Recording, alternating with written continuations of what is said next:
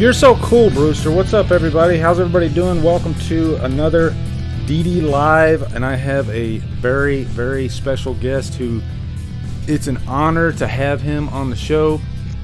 Dear friend, Mr. Christian Hanna from Christian Hanna Horror. If you're not subscribed to his channel, then what the hell is wrong with you? Say hello, good sir. Hey, man. What's going on? It's a pleasure to be here. Absolutely. Pleasure to have you. Real quick, guys, too, let me know how our audio is, if the levels seem okay. How's your week been going, Christian? Dude, it's good. Got some exciting things happening in my life. I'm finally getting... my favorite dog ever is a pug, and I lost my pug, Frank, last year. Broke my heart. Yeah. Finally, I'm getting a new one next Saturday, so I just can't wait. I can't wait for that, man. It's gonna be awesome. That's good. And you know, I think it's like when you lose a pet, it's nice to have that little break to kind of deal with that loss before you jump over to the next loss. Or the next loss, I'm sorry. The next pet. That's the honest truth of it. I mean, but they're like, I don't have any kids, man. Those are my children. My dogs are my children. Oh, me too. Oh, Levi is my freaking world, dude. Like, right. We've had Levi since he could fit in my hand. I literally had this just little bitty white fur ball in my hand, and he turned out to be the devil. So, oh God. Yeah, he's 10 years old now. But man, I swear, like last night I was just like throwing his little toy around, and he still acts like a puppy, and I think that's what you want, you know? Yes, absolutely. Yeah, he's awesome. Let me say hello to some people in the chat. I see Jill in there. Destiny, how you doing? Beth, Holly, Chris Snyder, CWG54, Chuck, what's up, brother? Anthwood, man, Zach, me and Zach were just chatting. Norton, McD, Isaac, a lot of familiar faces. Ashley Morrow. I'm sure Christian probably recognizes a few of those faces. I do. Too. I know Jill. They're all good people. They're all really good people. Oh, absolutely. Emily Boomer in there. And before I get rolling, let me give a shout out. One of my patrons, Josh Conti, he said his son, Jason, who he named after Jason Voorhees, he wanted me to give him a shout out. Did he say it was his birthday? Let me look at this thing real quick. Let me see if it was his birthday. I don't know. I told you, Christian, it was going to be unprofessional. What'd I tell you? No, dude. This is anti-television. You know, we do whatever we want. You know. It doesn't say it's his birthday, so I'm just going to give him a shout out. And if it is his birthday, happy birthday. If it's not, thank you. He said his son watches my videos, and I'm going to tell his son to watch Christian Hanna Horror to be even more excited. Deekster Bogard, what's up, man? How you doing? DeReal Sean, Dave Vanderhoff, what's up? I see Dave on your streams. I see Dave cheating on me from time to time. You think he's cheating on you, but he's actually cheating on me. All right, so I'm taking that to heart. Oh, man. Now, tell me about this this storm, because if you remember, we were supposed to do this like 2 weeks ago now or something like that. Yeah, 2 weeks ago. Dude, it came by surprise. I mean, I went through Katrina years ago, so I've had my fair share of storms, and it was scary, man. I mean, I worked graveyards, so I got off work at 7. My wife got called off of work, obviously. Yeah. And we were just, she was trying to sleep in bed with me, and man, all of a sudden it was like 9 o'clock, and she's waking me up, and you would just hear. It would be like these massive gusts of wind, and my backyard looks like Twin Peaks, because it's just tall trees behind my backyard. Beautiful backyard. Yeah. And you would see them bent almost 90 degrees. And the irony is, the one that fell was the fattest one, and it fell to the left. I have a square fence in my backyard, and it went boom down on the fence into my neighbor's yard. Jesus. And almost took out another tree in their yard. So it was brutal. And then my fence was destroyed, and we didn't have power obviously for some time, and it was a mess. But I was pessimistic for a little bit. I was just like, everybody would reach out to me and it's like, dude, just glad you're all right. I'm like, yeah, but I've got all this. And then a day or so later, I was like, Christian, like, no, really, like, you need to be happy that nothing happened to your house or you, and you're fine. And, once I got over the initial, deal, I was like, I really did luck out. So I'm gonna have to move up further north, dude. I'm sick of this stuff, Lee. I'm sick of it. Dude, Katrina took my life away. Where are you living in? Are you living in Louisiana or Texas or? Yeah. I'm in North Louisiana. Oh, okay. I was in St. Bernard Parish, which anybody that knows where that's at, it's the bottom of the boot, man. I mean, it's way below sea level. I lost my life through Katrina. So like I was telling my wife, I was like, Sydney, we got to get out of here now because the storms, 40, 50 mile an hour winds. It's crazy. Katrina, man. Katrina was just insane. It affected everybody around it, not just the direct area. It was like a nationwide type deal. Yes. I remember when I was this is when I was in the military, and I was stationed in Oklahoma City back in '99, May of '99. I'll never forget this. And we had this tornado that was the biggest category for a tornado is an F5, and that's below, I think, 350 mile an hour winds or something like that. This was an F6. It created a new category because the winds were 382 miles per hour. And I'll tell you, man, still to this day, I've never seen anything as devastating as that. Like the base housing, let's just say there were like 50 houses. After that storm, it was literally 50 concrete floorings, blocks, houses just completely gone. Yeah, just the slabs, just completely gone. And it's stuff that you would never even think about. It was crazy. Yeah. So, but I'm glad you're okay now, man. Yeah, me too, man. Still pressing on. Still got 4 walls around you and a ceiling, so yes, you couldn't ask for more. So I was talking to Christian earlier, and we were thinking, you know what? Today we just got this big news that everybody knew was coming. Neve Campbell is officially returning to the Scream franchise. She's going to be in Scream 5. So I asked Christian, I was like, hey, is it okay if we like maybe talk about this while we're doing this? And of course he said, yes, sure. And then I was thinking, you know what? This is kind of a cool idea to have a movie playing in the background. And if you guys want a movie playing in the background as well, go for it. And we just, let loose and talk about horror news and tell lies and just stupid shit while we're watching. Because who says we have to constantly just be focused on the movie for 2 hours? And if I'm being honest, Christian, I don't know about you, but when I do commentaries, I always veer off. I'm just horrible that way. Yes. I got a show I do with my friend Andrew, the Firefly Family Podcast, and we basically hit play and then talk about anything but the movie. So you might as well just I might as well just change that thumbnail and put horror news and whatnot up there. And by the way, Fright Night's in the background. That's all right, man. And you know what? We'll be watching Fright Night, and sometimes something really big and important will pop up, and we might feel the need to jump over there and talk about that. So absolutely, it's cool. So also, I don't know if Beth is still in there. I think she is. We're gonna be doing a giveaway. Okay, Beth actually has a vinyl. The score for Fright Night, and she's going to be giving that away. This is going to be so cool. And I'm going to be asking a trivia question, and we're going to wait a little bit. We'll get to like the middle of this, and then I'll ask the trivia question. The first person to answer it, they're going to win. And then we're gonna get their information, and then we're gonna get that vinyl to them. So that's not something I advertised. That's something for you guys, especially that are here now. Now secrets out. You have a chance at winning Fright Night, the original soundtrack on vinyl, thanks to Beth S. It's gonna be so freaking awesome. So what we're gonna do right now is we're gonna go ahead. Christian, are you ready to get this the movie started? Yeah, I'm on the menu screen. Okay, let me double check. My chat, are you guys ready? I'm going to go ahead and check my menu screen right now.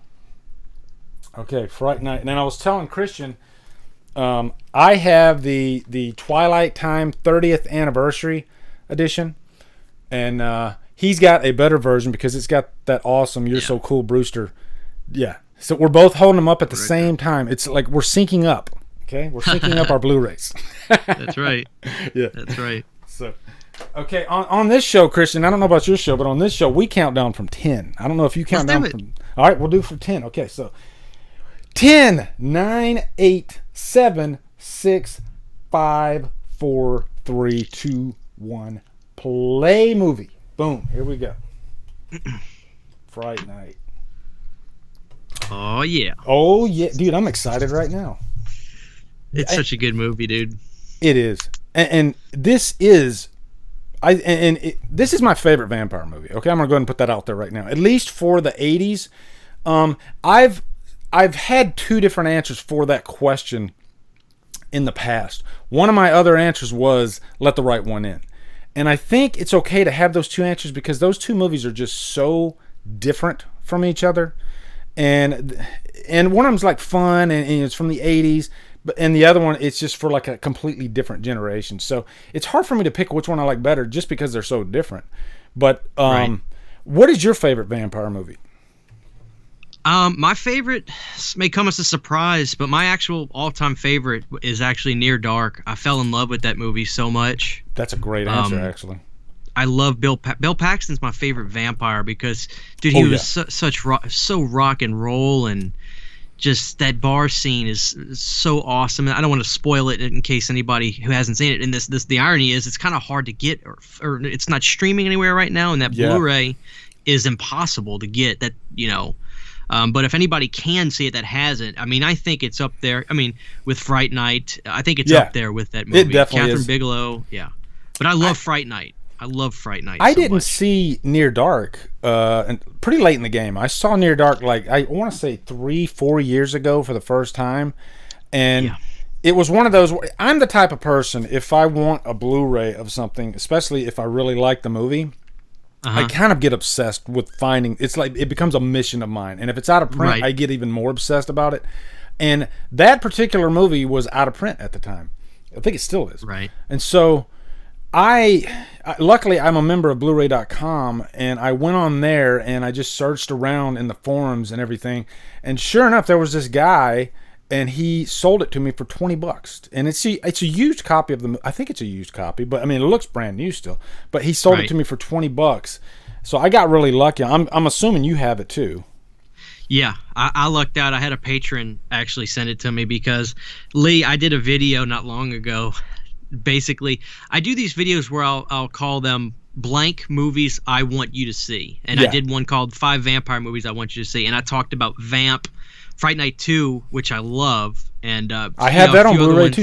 One of my patrons actually sent me Fright Night Part 2. That's a great one. And I didn't have Near Dark in there because I hadn't seen it yet. Lee, I got my butt chewed out in the comments. I mean, they were like, Christian. Well, oh, dude, par for the course, man. Well, they weren't mean, but they were like, you have got to see, this is ridiculous. You've got to see Near Dark. So I put it out there. I was like, guys, I need help. And I had a patron, John, one of my patrons, John, was like, dude, I've got you. It looks like Twilight, but don't worry. It's not Twilight. It's Near Dark. This Blu-ray was released around that time. And so I got the Blu-ray, watched it, and I was like, holy smokes, this is awesome. One nice thing about Near Dark is like the main two. It is definitely like a love story, and the main two characters.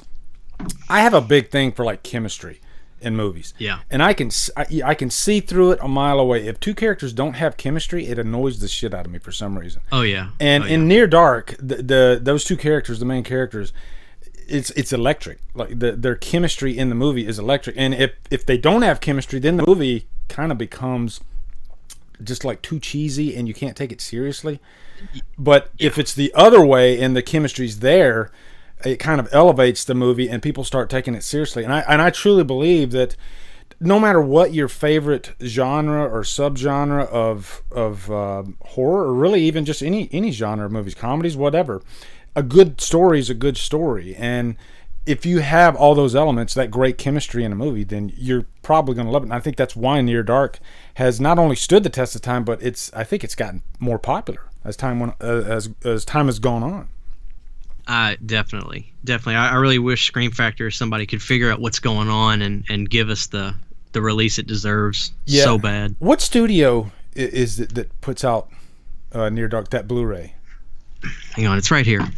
I can't remember the studio. It's usually one of those like out of left field studios if it's something that's so out of print, or it's the studio just doesn't give a shit. Says it's Studio Canal, and the mainstay is Lionsgate on there. Yeah. And like I said, guys, if you haven't seen it, it legitimately looks like a Twilight movie. It does. It really does. Which I'm assuming that was on purpose. It had to have been released around that time. So, but yeah. Yeah, because the original poster art, theatrical poster art, doesn't look like that, right? No. I don't know. I don't remember if the original was the image of Bill Paxton with like the spots blowing out of his body, like he's melting, or if it was like a collage of them over like a mountaintop. I can't. One of those two.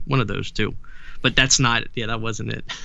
Now the scene we're on in the movie is Charlie is making out with Amy, and she's got her shirt off. And then Charlie just like disregards her to go look out the window. I can actually see it on your screen. That's great. Yeah. So you guys can you guys need to go subscribe to Christian right now because he's literally putting the movie on his screen right there for you guys to see. There's your timestamp. Yeah, there you go. Just let me know. I can't remember if there's any nudity. If there is, I'll turn my camera. That way, I don't get your video pulled down for any reason. Don't worry about it. It's okay. YouTube's a weird landscape with nudity because it's like you can find, movies that have really graphic nudity on YouTube. It's weird. But then if you're, I don't know, I don't want to say a more upfront channel. I don't know what it is, what the criteria is for not being able to have it and being able to have it. It's strange. Yeah. But I don't know. I think we'd be okay. Now, Charlie Brewster, I think he's a big reason why people love this movie so much. And if I could speak for myself, I have always related to Charlie. Like, if you can pick any movie from any time, and which character from that movie are you the most like? And I'm not just talking about this movie. Is there a character from one of your favorite movies that you're like, I feel like I'm like that guy? Wow. That's a tough question, huh? I didn't prepare you for that one. I'll say this. It's hard. I can tell you which characters I love more than anything. Anybody that does ever watch my videos, I gush over my favorite movie, which is Return of the Living Dead. Because I'm a punk rocker. I'm a punk rocker at heart. That's who I am. And I'm not like Suicide or anything. But like that, those characters are what I love. Just that do your own thing. Screw what's popular. Yep. Like I love those kinds of characters. Those are the characters that you want to hang out with, Exactly. Yeah. For me, exactly. For me, Charlie just reminds me of myself when I was that age. As a matter of fact, I'm pretty much close to the same age that Charlie was. Let's see, 85. I was 12 years old, so he would have been a little bit older than me. But Charlie's not like the most popular guy. He's a nice kid. He's innocent, and that's exactly what I was. I wasn't like a womanizer or anything. He has the sweet girl next door. That's kind of how I was. I made decent grades, and I think Charlie, I always say I'm very similar to Charlie and Scott Howard from Teen Wolf. I relate to those two characters so much. I really do, and I think that's one reason why I love those two movies so much. I've even gotten in trouble by stating that I prefer Teen Wolf over Back to the Future. I saw you say that. I've gotten in trouble for saying that, but I stand by it. I think it's nostalgia. Teen Wolf just has such a special place in my heart. Just growing up, that movie was on all the time. And I know you're from a different generation, but it seems like you're like 80s at heart, Everything, man. Like my favorite bands are Huey Lewis and the News. I'm obsessed with Huey Lewis, which throws people off, especially when I say my favorite movie is Return of the Living Dead, because that is a big contrast in a sense. But dude, I love it. Tears for Fears, which we've talked about. 80s Kiss, non-makeup Kiss, you name it. I'm all about it. Yeah. But dude, I'm a Teen Wolf guy too, so much. What I thought was, I don't know if a lot of people know this.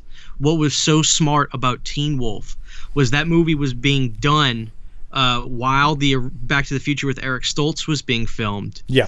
And when the producers found out that Michael was going to be in Back to the Future, they held off releasing Teen Wolf until after Back to the Future. And because of that, Teen Wolf made buku money. Oh, yeah. Buku money. Because if they would have released Teen Wolf before Back to the Future, you would have got they might have broke even, because that was a nothing movie. That movie was made. They were eating it looks like it was made for like $2.50 and a pack of socks.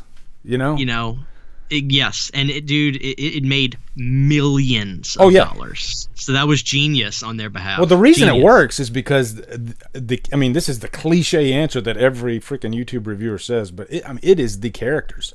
Like every 100%. single character in Teen Wolf is freaking dead nuts, perfect. You know, you automatically relate to every single one of them. Styles, that's the guy I want to hang out with. I mean, Styles at that freaking party, and he's just like commanding. He just has such a presence, you know, and he's got you got to eat the whole bowl of Jell-O. The best, man. It's the best. I love Teen Wolf so much. I don't know, Lee, have you seen? It's another werewolf comedy film. It's called Full Moon High. It's from '81 as well. No, but it sounds familiar. It sounds very familiar. Let me tell you, man, as soon as you can, if you like Teen Wolf, Full Moon High stars Adam Arkin, who was Jamie Lee's boyfriend in H2O. Yeah. Full Moon High is Teen Wolf with Caddyshack humor. That's the best way to describe it. I loved, and it's a Larry Cohen film. Yeah. I love Full Moon High so much. I saw it on the 80s, In Search of Darkness. I guess they showed it because they had Larry Cohen interviewed on the documentary. Yeah. But you notice that documentary, as great as it was, some of those movies were like, oh, I guess they're doing that because, you know, he's involved in this so they could talk about his movie. So then that was one of those movies. It's like, really? This is the 80s stock, but we're doing Full Moon High? What is that? And I saw it was a Larry Cohen film, who I love Larry Cohen. Cue the Winged Serpent, the stuff, all that. And then I got it, and I was like, oh my God, I love this. Because it was crude sex humor. You know, it was Caddyshack humor. That's the best way to describe it. So, and that's like the best type of humor. Like, I love 80s humor in general. You know? Oh, yeah. Like Better Off Dead. Better Off Dead's one of my favorite movies. It's just that... I think that's why I automatically gravitated towards you, Christians, because, like you were saying, you're obsessed with Huey Lewis and the News. Who's obsessed with Huey Lewis and the News? Only so many people, and I just completely related to that. I am hold on, let me show you what I'm obsessed with. Show me. Like, I'm obsessed with this freaking soundtrack, Trick or Treat soundtrack, which nobody knows about hardly. It seems like once I got on YouTube, then there were a few people that were crawling out from under the rocks and said, "Oh yeah, Trick or Treat, that's awesome." But before my YouTube life, nobody heard of this freaking movie. This is the vinyl soundtrack, which you have.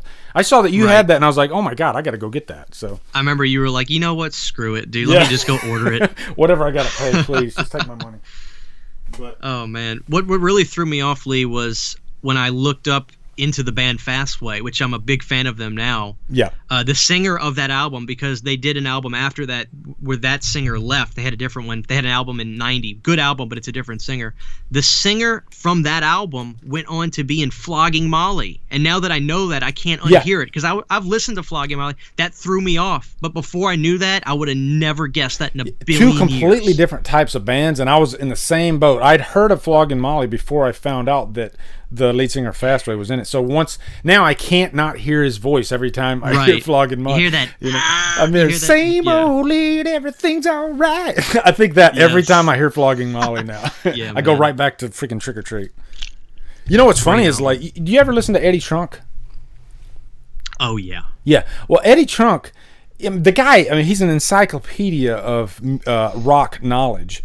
And he loves Fastway. But the one album that he's never heard, Trick or Treat soundtrack. Which is ironic because he's so obsessed with Kiss, and Gene Simmons is in the movie. Yeah, so, Gene Simmons is in the movie. It's the strangest thing. Like, how have you not listened? But you know what? I can't say nothing because... Oh, hold on. We got a scene in the window. Charlie's looking across the street, and he sees Jerry... there's your boob shot right there. He's well, I covered it up. You just did? in time. You didn't have to just do that. To be safe, man. Your video's not getting pulled because of me. When I do live commentaries, I do it like this on my channel. And when something like this happens, I put my hand over the camera. That's hilarious. I usually just let it ride. Now, now on my channel, I like to ask my audience questions. And one question I have for the ladies in my audience is, what do you think of Jerry? Like, I always thought, I'm like, oh my God, I'm sure women they freaking swoon for that guy like crazy. But I don't know for sure, you know, because just like us, women, they have different tastes. And so, does Jerry like really rock your boat, ladies, or are you more of like a Charlie guy, or what? You know, that's my question. But man, I love this movie because it takes a while to finally get into like the vampire stuff. And I think it's like there's a lot of good vampire movies, but there's a lot of bad ones too. What do you think it is about, if you agree with me, like, what do you think it is about that subgenre that's hard to crack? Because they can be, like, extremely scary sometimes. Like, I remember one of my first scares was Dark Shadows when I was, like, in the 70s. And seeing a vampire with those teeth and everything, and it really scared the crap out of me. But then you have other vampire movies that are like Twilight that, to me, are just like a complete joke. So what do you think it is about that genre? Dude, I really think it boils down to the presentation of them as a villain. Like, there's a movie I just watched, and I'm not going to say it's the greatest thing I've ever seen, but see, my wife, it's funny, she was into horror before me, but she wasn't obsessed like I am now. Now I have her burnt out. But we were at this used DVD shop, and she says, Christian, I know you've been watching vampire films. Have you seen 30 Days of Night? And I said, no, I have not. She goes, you're going to see 30 Days of Night because that movie was I loved it. And I watched that movie, and I was like, "That I like that because the presentation of the vampires, it was like they were monsters, uphill battle for your protagonist." And it's the same thing here, I think. Lost Boys set a precedent that might have not been great because it is the first movie with glittery vampires, but they are a threat. That movie is those guys are a threat to the 10th degree, and I think that's really what it is. And Chris Sarandon in this movie, it's just. He's not one-dimensional too. He's got layers. Oh my God! You were literally right now. You're saying exactly what I was just about to say.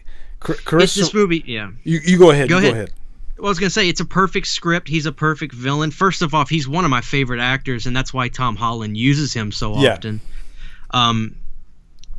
It's just and like I really think it just has to do with the level of threat they are to the protagonists in the film. They have to be upper hand the majority of the film. They have to be next level, and I think that the best vampire movies have that element to it, you know, like 30 Days of Night, for instance, which I did enjoy a lot.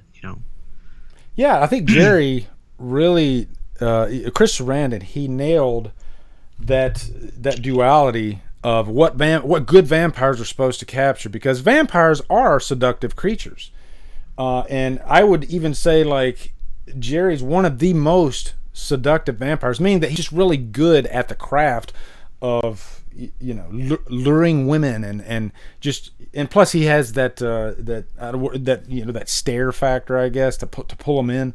But it's a tough job for an actor to be able to be convincing at that, to be seductive, but then there's moments where he is downright just completely frightening. Oh yeah. Yeah, he does a great job of playing both. Of course, he had some help with the makeup and everything, but man, he is when he's he's a threat. He's very, very scary when he needs to be, and I think that's another reason why Fright Night works so well. Yeah, and he's so suave and cool, especially scenes like this when Charlie's trying to get the police and everything. These guys walk all over the cop, and they make Charlie look like an idiot. Like, that's what's so scary about the movie. It's like, how is this kid? The first time I watched it, I was like, how in the hell is this kid gonna overcome these guys? They're just a step ahead of him every step of the way. That's what Fright Night, man, I wish I could watch this movie for the first time again. The first time I watched it was just like, wow. Because I was really diving into 80s movies at the time. And when I got to Fright Night, I didn't know really what to expect. I was like, oh, okay, vampire movie, cool. And I was like, Jesus Christ, this is good. It just blew me away.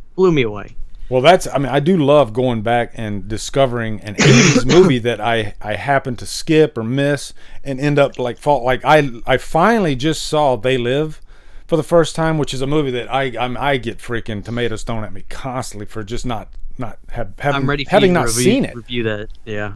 But I loved it. It was so fun. It was great. It captured everything that was great about the 80s. It was full on Carpenter. And it was like a gift. It was like a little treat, like. I knew you would love the special. I'm sure you did watch the special features. Yeah, I watched that little documentary. John, what did you think about the fight? Was there any steps taken to maybe having to shorten that? Carpenter, no. Fuck no. Yeah. Man, I love John so much. John is the most dry, no BS. Oh yeah, he does not bullshit at all. Dude, he is just everything I love about a filmmaker. He makes me feel like, he really makes me feel like I could do what he does one day. Not do what he does, but do what he does one. Because, man, he's just a freaking human being. He doesn't wear turtlenecks, and, you know, he doesn't.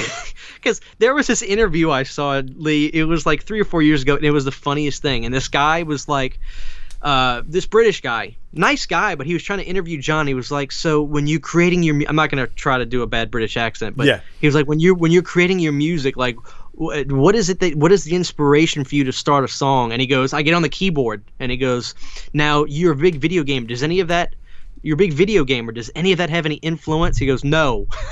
Well, how do you start? How does a song start for you, John? I go bong on a key, and then I just make the rest of it. Yeah, he's just so blunt. Like, you've got to stop intellectualizing everything I do. Everything I do is just matter of fact and straight. He literally made the score for Halloween because he didn't have the money to pay a big deal composer, and so he's like, I got to go do this myself, and that's why Halloween sounds so simple, but it turns out to be one of the most effective freaking scores ever.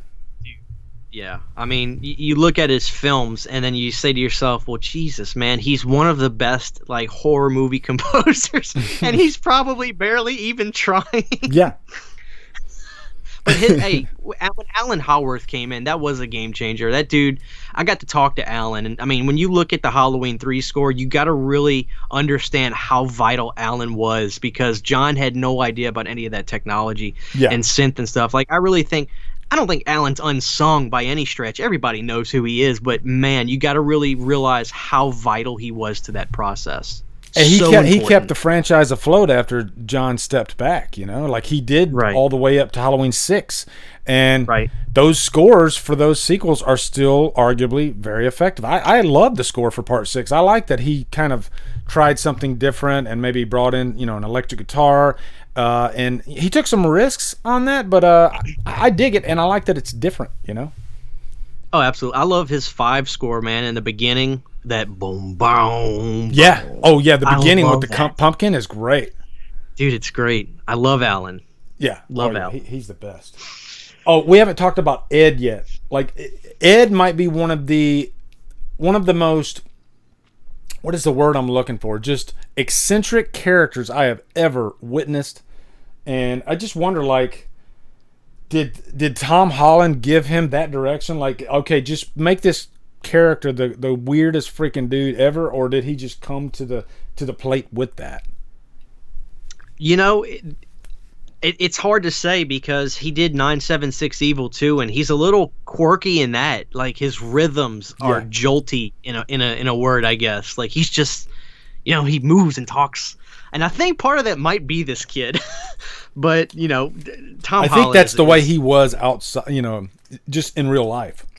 I think so too. I think he brings a little bit of himself to these movies, as odd as that may seem. And sometimes that's what directors do, or casting agents. They cast a type. You know, just watching. Give you a good example. Matthew Lillard. Matthew Lillard got the part of Stu because he was pretty much like that character. And one of the casting agents said, "Hey, let's hire him. He's actually he would be really fun for this role." And I love Matthew Lillard, man. He's one of my favorite human beings. He is, I think, one of the most important parts of Scream that kind of gets overlooked because of the franchise, because of Billy. I mean, I'm not saying people don't acknowledge Stu, and I would even say that they acknowledge him more now over the last few years than they did. Because I remember in the 90s when it came out, I didn't hear people talking about Stu as much, and people love him now. And he just made that character what it was.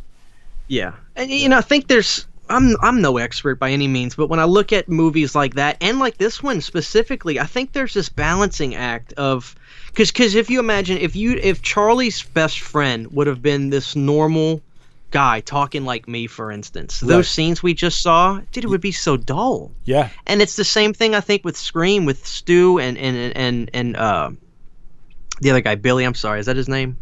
Billy Loomis. Billy Loomis. The balancing act of that, I think, you know, it's so important because, you know, it's spice. Some of those scenes, you know, yeah. You look at every scene that you do, and you got to figure out What can I do to add spice to this scene? Whether it could be set decoration, whether it be the score, or sometimes it's got to be the actors. Hey, you're kind of being boring right now. Can you try something different to really just make this scene stand out? You know? Yes. There's definitely an art to it, you know? And sometimes you don't, you know, sometimes a scene is just a bridge. It's just to get you from point A to point C, you know? Yes. So, you know, and it doesn't have to like stand out too much. It's a balancing act, just like you say. Yeah, I really think that's part of it. Yeah. You know, and it's not stuff we typically, well, as YouTubers, we kind of talk about a lot, but I think it's just something that the typical, you know, movie fan, it's like you'd like to see it as often as you can in movies, and then it becomes quote unquote normal, but it's not something you point out often and think about. Yeah. Man, if you got dull characters, you got a dull movie. God almighty. Because some of these movies, I really think in the slasher genre specifically, if you have dull characters, Jesus, man, I mean, how often are you going to want to revisit a movie just to see, you know, cool special effect kills? Yeah. I really think, because a lot of the ones I love, the characters are, like My Bloody Valentine, I think has just an awesome cast of characters in it. Oh, yeah, definitely. You know? So those are like typically like my favorite type of slasher movies. Well, I mean, and I've said this before, but I'll give you a quote from Bob Clark, who directed Black Christmas Story. He said, "You give me a good script with bad or uninteresting characters, I can't give you a good movie. You give me a bad script with really interesting characters, good actors, I can give you a great movie."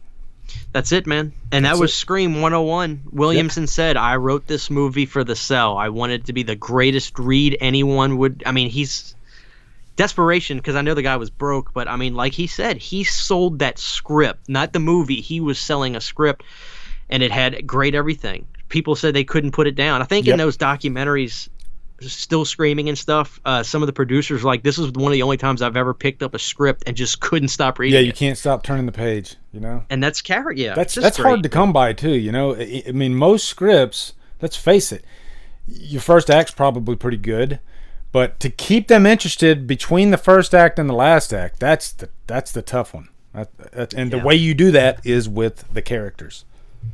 That's right. Yep. Now, you ready to give away a vinyl? Dude, yeah. I think that's whoever wins this. That's going to be an awesome prize. This is going to be cool. And first off, big thank you to Beth. She's just the sweetest person ever. Yeah. And she came in. She was like, "Hey, let's give away a vinyl." And she has an amazing vinyl collection, by the way. Oh boy. Yeah. So I have a question. I mean, I always get excited about this because I like to see how fast. Because I swear, horror fans, they're sharp and they're quick, and I tell you, you can throw the most out of left field question at them, and I swear within 2 seconds, boom, there's the answer. And they're probably going to do the same thing with this one, but let's see what happens. Okay, here we go. All right, here we go, and I want you to tell me if you know the answer without telling me the answer. Okay. All right. Okay. All right. Here we go. Chat. Here we go. Are you ready? Listen. Here we go. Name the song Jerry is whistling as he sneaks into Charlie's bedroom. Need title and artist. I'm going to repeat it one more time, okay? Name the song that Jerry is whistling as he sneaks into Charlie's bedroom. Okay? There you go, chat. Good luck. Let's see how fast the answer pops up. I've got a guess, but I got to be honest with you. I can't off the top of my head. Oh, I didn't know. I'm going to tell you right now. But Beth, she got me on that question. I didn't know. But it's a good one. Plus, it's been a while since I watched Fright Night, and I'm sure you understand this. Life of a YouTuber. It seems like we don't get enough time to really to go back and watch the movies that we want to watch. You know, those movies that we watch over and over and over. We're always trying to keep up and watch those newer movies or those requests. And I don't know about you, man, but I don't have the time as much as I'd like to. It's hard. It's hard, man. Especially, you know, when you're trying to go to sleep at night and you tell your wife, "Hey, let's watch this. It's been a while," and she's like, "No, you watched 7 movies. You put me through 7 new Scream Factories or something. We're watching this tonight." So, I think we already have a winner. Hold on, let me see. Hold on. Who do we have? All right. Oh, yep. Backroom Horror. Backroom Horror got it. Give me a confirmation on this, Beth. But Strangers in the Night, Frank Sinatra.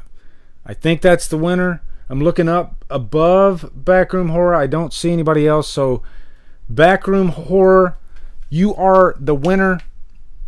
And now I just got to figure out how to get. Let me see.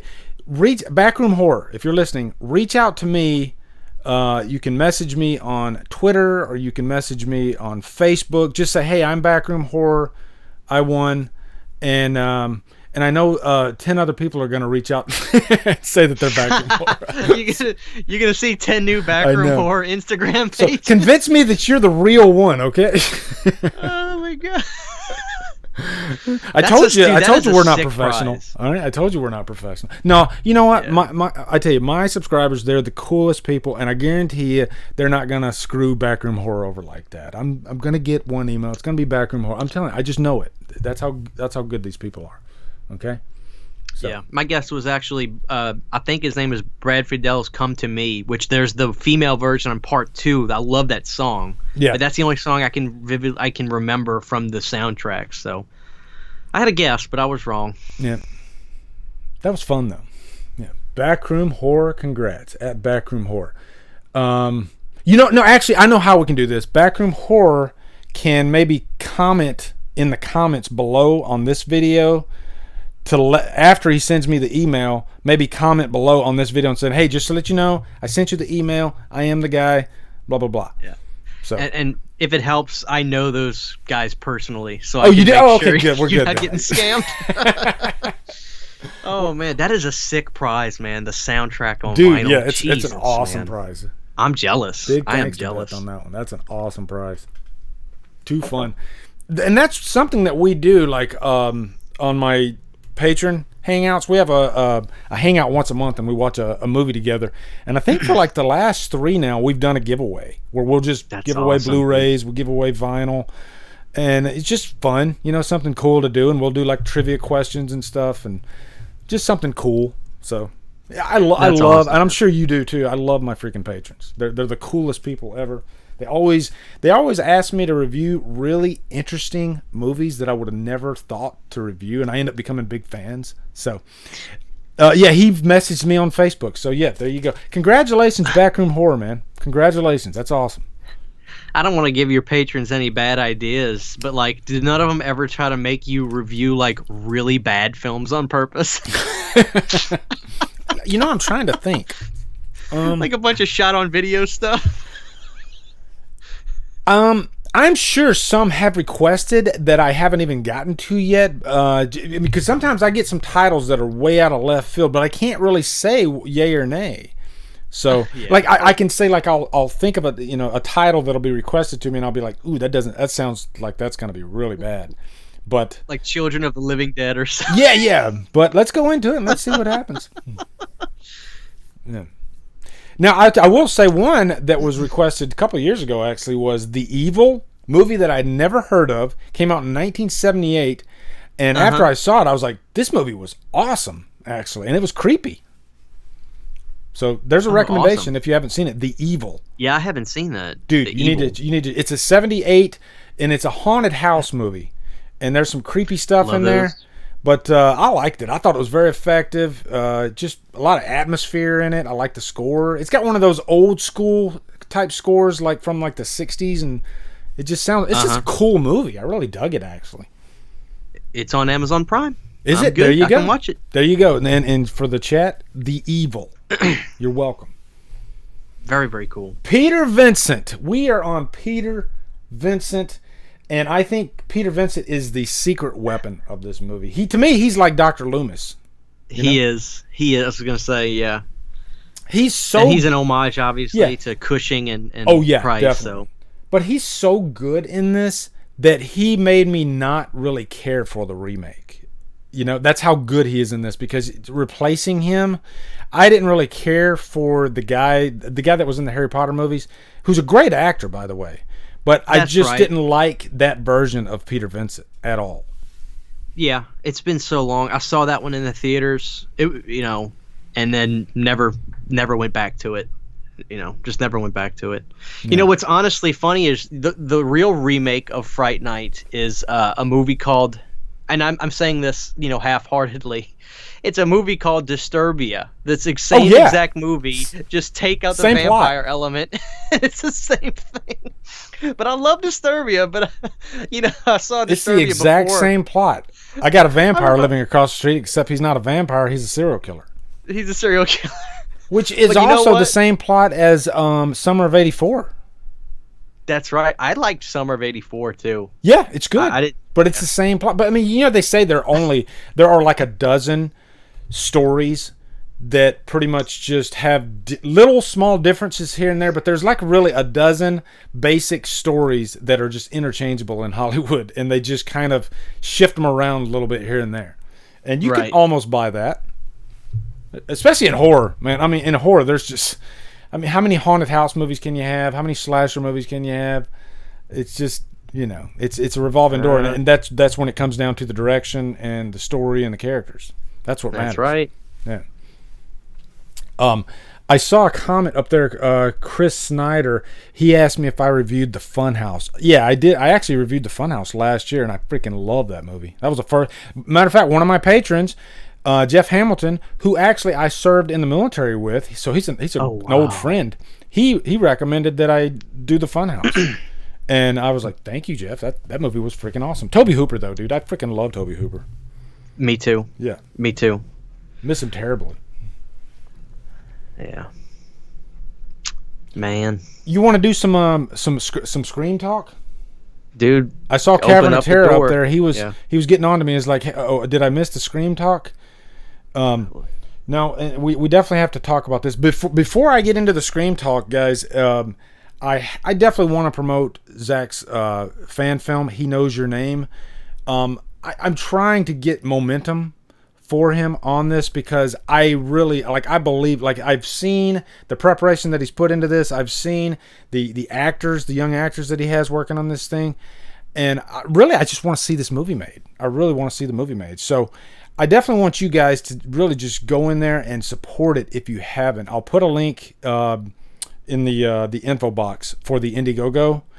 And, I've been talking to Zach back and forth online, and I know all the he's excited. He's really excited about this. This is his first fan film.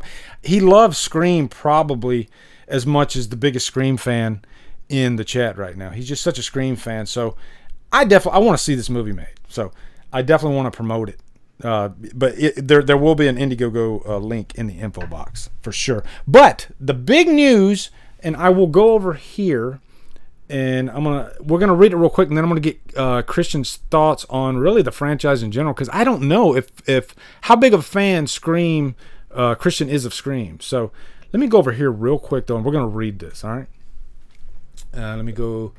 Okay, so I'm gonna read it off Bloody Disgusting. If they publish a story, I usually go to them first, just because I like to support the horror community too. So Neve Campbell is back as Sidney Prescott. Spyglass and Paramount's Scream relaunch. It's not a Scream movie without Neve Campbell. Amen to that, brother. And I was a little worried that we were gonna get a Scream movie without Neve Campbell. Like, Christian, were you at all thinking that maybe they're going to do a Scream movie without Sidney Prescott? Yeah, I actually did, man. I thought they were going to do something meta, maybe something like offshoot, maybe not necessarily TV related, but, copycat killer type stuff. That's what I thought was going to happen. And I think that would have freaking killed the movie, to be honest. Because she's so important. Like, I think Sidney Prescott is even more important than Laurie Strode, if I'm being honest. I think she's that good of a final girl, and she's easily, I don't know, man, she might be, God, I mean, I'm going on a limb here, but she could be top 3 at least best final girls of all time. Chat, help me out on that. Do you guys agree with me on that? I mean, she's the top. I mean, she's creme de la creme. I mean, what do you think, Christian? I really can't argue that. I mean, if I had to boil it down, I mean, you know, she's perfect for that movie. And I mean, also, I mean, look, she fell into an amazing script of amazing characters. I mean, so she benefited from that, surely, you know. I like Scream. I'm a big fan of the first one. I think I like 2. 3, I never find myself revisiting a lot, but I don't really have any complaints, man. They're fun. I mean, they do what they need to do. 4, you know, it's funny. I'm glad Neve and everybody's back. I'm a big David Arquette guy. Yep. Is he back, David Arquette? Yeah. Oh yeah, he's back. The whole gang's back, man. Oh wow. Yeah. See, now I'm really wondering, because when I was watching Scream 4, there was initially when I watched the movie, I really was like, oh my God, they're gonna kill everybody, and then it's gonna be what's her face, the only survivor, which, you know, I actually know some people that wish that was the case. I forgot the girl's name. She's in American Horror Story every year. She's somebody's niece. Julie. Yeah, her name was Julie in Scream 4. Emma Roberts, yeah. Dude, I know. I thought they were gonna kill everybody off and have her, you know, be the movie for 5. But I would gotta be think, interesting, actually. Yeah, I gotta think that Scream 5 is really happening because of the box office of Halloween. I mean, I really gotta think that's got something to do with it. I mean, that probably kickstarted it. Yeah. I mean, it's also going to kick up the budget for it too, I would assume too, because they got to pay these people. I mean, Neve's not going to do it for, and God bless her. She's not going to do it for pennies. I'm sure she's going to want a good paycheck. David Arquette's going to want a good paycheck because the dude's like trying to wrestle again. Yeah. So, you know, you know what I almost thought would be cool? I doubt it's going to happen if they New Nightmared 5, and you know, Neve is just trying to, like, she is Neve Campbell in the movie. Oh God, and, no. You know, and like some lunatic is, you know, legitimately like trying to kill her. But no, I mean, I don't know what they're going to do storyline wise. I mean, what the hell are they going to do? I'm racking my brain. I think isn't Kevin Williamson coming back for this one? I hope he is. I pray he is. I know Zach knows this in there, but I think Kevin Williamson is coming back for this. Actually, no. Hold on. The directors of this who did Ready or Not, I believe they're pinning the script with somebody else. I think Kevin Williamson's going to be like a producer of some sort, and he probably will give his input. Yeah, but also Tyshawn, he corrected me. Her name was Jill, not Julie. I had a Giallo film in my head, and I was thinking Julie. But yeah. Her name was Jill though. So thank you, Tyshawn. But because it's Matt Bettinelli-Olpin and Tyler Gillett. Those two, and that was the big thing first that got me excited about this movie. Was I loved Ready or Not. I thought it was great, and you could tell it was a very well directed film. So loved Ready or Not. That's good news. Here's my next question for the chat, actually. What do you guys think about Wes Craven, this not being a Wes Craven directed movie? Because there's some people, they're like, you can't make Scream without Wes. And I've always said this, and I think I even said this when Wes was alive. I'm fine with them passing it on to another director. Let's see what some fresh meat can do with the franchise, because to circle back around to my thoughts on the franchise, I love 1 and 4. I am not a fan of 3 at all. 2 is pretty much a lesser rehash of 1, if I'm being honest. So I just love fair. 1 and 4. And I loved how dark and gritty 4 was. It's not the best looking movie cinematography-wise. It's a little bit too bright yellow for me or something. But I like the direction they were going and how bloody 4 got, you know? It was bloody, yeah. And what's weird about 4 is, like, man, it's like... That was a weird time because it came after the first big remake craze was somewhat settling down. Yeah, I remember when Scream 4 came out, I was like, wow, this is wow. Like, it's just, when was the last one? 2000? Wow, this is it was random. While. It seemed very random for it to come out, I think the timing was bad too because it did. I don't think it did much at the box office at all. I know it wasn't a hit. It just kind of came and probably. Went. Yeah, I'm sure they did. Miramax did not get the returns they were probably for, but I can anticipate 5. I'm just glad it's called Scream 5, number 1, because I feel bad for the Fast and Furious fans. How do you catalog that on your shelf? I mean, what is going on with those movies? Fast and Furious, Too Fast, Too Furious, Fast 3, Fast 5, Fast and the Furious. It's like, oh, Jesus Christ. It's just confusing. So this is one of the only slasher franchises that actually is consistent. Yeah, Scream 1, Scream 2, 3, 4, 5. Dude, I mean, why not be excited? I mean, it's not a remake. They're actually doing a part 5 to it. That's pretty damn cool when you really think about it, because sure, there are some remakes that I love. I know there's some that you love, but at the same time, to see something continue like this, it's like, wow, that's cool. Really, really cool. Yeah, I mean, because it's tempting. I even thought myself they're probably going to go the remake route. Because it's been so long, even since the 4th movie. In Scream, Ghostface is a viable product, so he's definitely coming back in some form. I mean, they've even done the TV shows, so after the success of Halloween 2018, it was a no-brainer for them to consider. Now, I got a question that I actually wrote down, and Chris Snyder just asked it. This is a question I have for you, and I have for the chat. Do you think Scream 5 will poke fun at direct sequels to the original, such as Halloween 2018 or Leprechaun Returns? And that's sort of what I was wondering, like, what will be the theme of this Scream movie? Because every Scream movie, like the second movie made fun of direct sequels, the 4th movie made fun of remakes.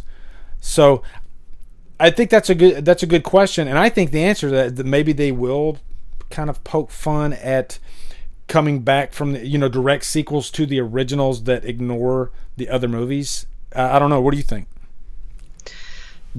Again, I'm racking my brain at what this movie is going to be. I mean, seriously, this seems unprecedented. I mean, it's legitimately Scream 5, and it's almost 10 years after Scream 4. So I don't know. Of course, I wanted to have that good sense of humor. I'm a sucker for Dewey. I love David Arquette. Is Courtney Cox coming back too? So is it the? Oh yeah, she's back. The whole gang's back, and that's one of my problems with the franchise is how are the core characters from Part 1 still alive? Around? Come on, somebody needs to die. In Halloween and Friday the 13th, maybe one of you can stay alive, but that's it. That's that's how that franchise is. In Nightmare, if you survived, 4, you died in 5. Maybe Scream kind of started that whole thing of let's keep our core characters alive, because they kind of did that with like Halloween 2018. You got freaking Allison, you got Laurie Strode, and you got Karen all still alive. And if that movie came out in the 80s, I guarantee you at least people one of them would have died. Yeah, so, especially if they didn't. Yeah, maybe there's a trend going on these days where we just don't. And I noticed this in TV too. Like when I'm watching, like especially those like CW shows, they only kill off like the lesser people in the background that are holding a wrench or something like that. Those are the only ones that die. It's weird. It's annoying to me. I get annoyed a lot with TV these days, especially TV. Man. I'm that type of guy. I'm an asshole when I watch TV, okay? I'm the type of guy that I'll be sitting there watching these shows with my wife, and I'm just making fun of it the whole damn time. I'm like, this is there's no way that would ever happen. This is the stupidest thing I've ever seen, Yeah. Yeah, I'm cool with the new direction, though. I love Wes Craven. My favorite franchise in the world is Elm Street. Love it. I love Wes Craven. I mean, there's some of his movies that I absolutely adore, like Serpent and the Rainbow. I think that's just an amazing horror film. He's one of those directors, man, that he's so versatile. Like the same guy that did The People Under the Stairs is the same guy that did Scream, is the same guy that did The Hills Have Eyes. He's just one of those directors that it kind of throws you out of left field. Like you could watch one of his movies, and this is kind of a good thing to me, but you could watch one of his movies, and if you didn't know Wes Craven directed it, you might not pick up that it was Wes Craven. You know what I mean? Yeah, that's what I was going to say, too, about him, is I think the only sin, in my humble opinion, okay, I'm no horror master, but I think the only sin West has ever really done as sometimes his movies could be boring, but never badly made. Yeah, I think the better the script, the better Wes Craven does. And I think, sure, Wes Craven is vital to Scream. The movie is just extremely well directed. He made great decisions, and he had an amazing script to work from. And Wes I think is just as good as a writer based on his biggest hits because he wrote them. So I think, I think Wes is great. I love Wes Craven. I miss him. I wish he was still with us. Sure, if he was alive, it'd be great to see him. But he loved the fans. He was the type of guy that, like, even if it was a remake of his script or something like that, he would still like jump in there and help. Like The Hills Have Eyes Part 2, him and his son actually wrote the script for that, which was really cool. Just because a lot of times directors, I don't want to say they get full of themselves, but they just kind of progress in their careers and they don't really like reach back, especially if it's like a remake. They might do it like a producer credit or something like that, but to really dig in there with the story and everything, Wes, he was just a down to earth type of guy, and he loved cinema. He didn't just love horror; he loved cinema in general. I think he even directed a couple like non-horror movies. But yeah, man, he's really missed. He did something with Barbra Streisand, which is funny because I remember somebody asked you like, who would be the worst Laurie Strode, and you said Barbra Streisand. No, I think somebody in my chat said they asked they said Barbra Streisand, and I agreed with them. Oh, okay. I remember I was watching your live stream and I heard that and I was like, what? Barbra Streisand? That made me laugh so hard. Yeah. But I think new direction is going to be a fresh coat of paint that I think will be welcomed to a Scream 5. I think a new director. I think that Ready or Not was a great film. So, I mean, I think this could be a very nice fresh coat of paint with a different style, maybe some different, just a different aesthetic, which could be really fresh for Scream. It's not like we have a choice because unfortunately Wes isn't with us anyway. So, I mean, there's no sense in looking at it negatively, in my opinion, as far as somebody else directing it. You know what I mean? And it's good for horror, At least, Halloween 2018. Even if you didn't like the movie, you can't help but be glad that there's a fire lit under horror now. And absolutely, it shocks me that after that success, that the Friday they didn't like all get in a room and say, okay, we got to figure something out, okay, because the clock's ticking. People love Jason. Let's figure. Even and the same thing with Nightmare. Like, there's still no talk of a new pushing forward with a new Nightmare movie. It's strange. I can't understand it myself. I mean, look, I'm all about getting new, fresh horror movies and new ideas and stuff, especially if I'm A24. But I mean, it's like people love these franchises and they're still so viable. I mean, I did this interview not long ago, and I was reflecting on the world of horror and horror collecting. Yeah. When I started collecting horror stuff about 2008 or 9, I mean, it was really niche, and you had to, if you wanted a Michael Myers shirt, you had to go to Spencer's Gifts in October and get like the one shirt they might have. Yep. Now in 2020, you can go to Spirit Halloween and not only get a Freddy latex mask. This is the kicker.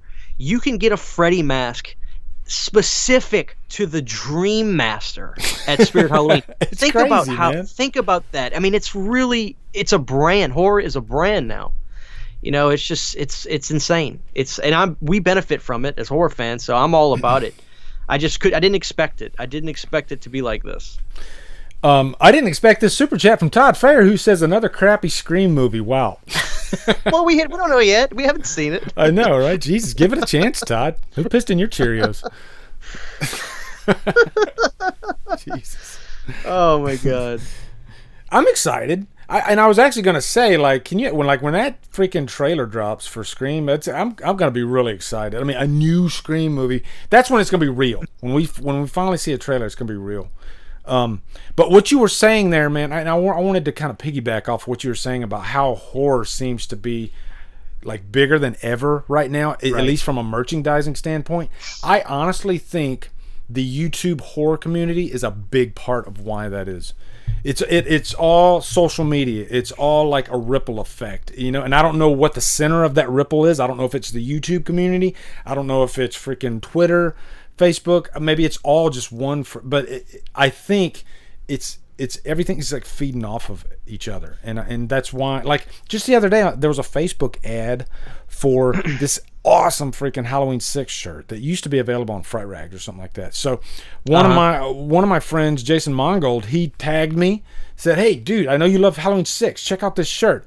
I freaking jumped all over it immediately. Like, oh my God, I gotta have that. And it was like one of those limited time frame type deals, like you had 24 hours to buy this shirt. And so I bought the shirt. I wore the shirt in like one of my recent videos. Freaking a million comments. Dude, where'd you get that shirt? You know, it feeds off of each other.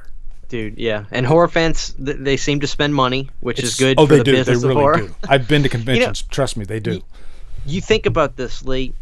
In a world of more or less dying physical media. I mean, the average person is streaming movies now. The average person is streaming movies on the regular. The average person is... It almost seems like cable is dying as well. Most people just use Netflix. Cable's definitely dying. Scream Factory survives in an era of dying physical media. And they've been around. That label started, I believe, in 2012. I know that Halloween 3 was the very first Scream Factory I ever got. So we'll say 2012. I don't know if they're necessarily thriving, but look at it this way. They've sold close to 13,000 units of that Friday the 13th box set. It'll be sold out, I'm sure. Especially, it's remarkable that we're this weird paradox we live in. Well, because, I mean, I'll even say, like, horror is easily the most supportive community, because think about it. Horror movies are made for a small fraction of what Star Wars and comic book movies are made for, you know? Right. They have that financial back end to keep those properties alive. Yes, they have fans. They have, I mean, crazy fans. But horror goes that next step, and the fans are actually what keep it alive. They love the genre so much, and they dig in their pockets. They spend the money. That's right. And if it wasn't for the fans, then maybe horror would be dying. And if you look back to like the 90s, remember before Scream came out, bringing it back to Scream, horror was probably in its worst state. And this was right before the internet boost. You know, like Windows 95 came out in like 95. And I remember like right before that, horror was like going nowhere. Then all of a sudden, with the internet, horror slowly started building back up, just like the internet slowly started building. So it's like horror kind of rode the internet wave, and it's like we didn't even realize it, but it's true. The internet, the fan base, that's what kept it alive. Yeah, I mean, it pretty much. I mean, it's remarkable, and you know, thankfully, like, you know, it just seems to be growing, which gives us more options. Yep. And I think it's great. I feel blessed that I got hooked on horror, because, you know, I would hate to live, dude. You know, to get hooked on something niche where it'd just be hard to find this or that. Or I love the community, and the community just keeps growing. You know, like I've been doing this for 5 years now, and it just it's weird to look at when I started 5 years ago, and I could be wrong, but it felt like the community was smaller back then, whereas now it does feel a lot bigger. I see more horror YouTubers than I have ever seen.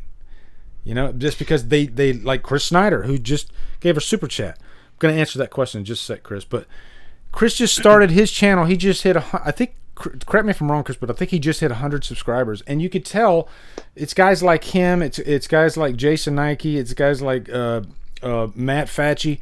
They all like are kind of rising up at the same time, and it reminds me of when I first started and different channels that I was rising up with. And you can tell that they just love it. You know, they love talking about horror, they love the community, and it's just a chance for them to actually express themselves. That's pretty much, at the end of the day, that's what it's all about. It's just about expression. But yes, to answer his question, it says, thoughts on Deputy Judy from Scream 4's return. She was also confirmed. Yes, actually Destiny mentioned that earlier on Facebook, which is cool. I mean, there's a few extra characters that they mentioned. I know one is supposed to be, Zach was telling me, Dylan from 13 Reasons Why is supposed to be in this movie too, which he's a good actor. I'm actually I love that show. Yeah, so yeah, that's good news for me. Yeah, I liked him in what was that movie he did? The Open House. I know people hated that movie, but I liked him in the movie. I thought he was really good. Yeah, so that's great. Isn't he a musician too? Pretty sure he's a musician. I'm not sure. He might be.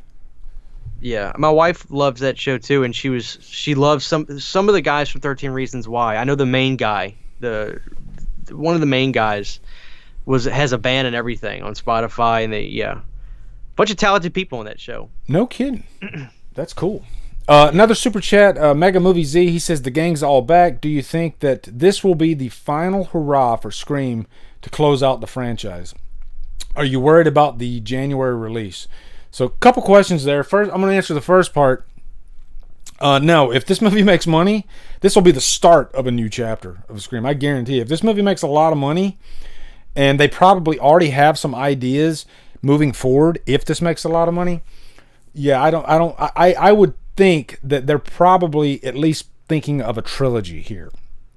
I don't know for sure, but that would be my guess. I think they probably have an idea for a trilogy. I'm at least hoping, because I think they want to press forward with it. As far as the January release, the movie hasn't even been filmed yet. So the movie could be amazing, or it could be a complete piece of crap. And all that means is January is when it's going to be released. That's it. And so in January, we're either going to get an amazing movie or a piece of crap. So no, I'm not worried about it at all.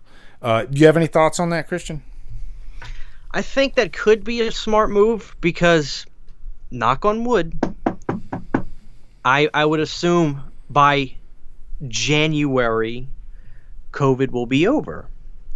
And if it is, people are going to be dying to go back to normal civilization and do things like going to the cinema. Oh, yeah. And if Scream 5's right in the midst of that, I think that could be a smart move. So, but look, everything else got rescheduled this year. Ghostbusters isn't coming out. Yeah.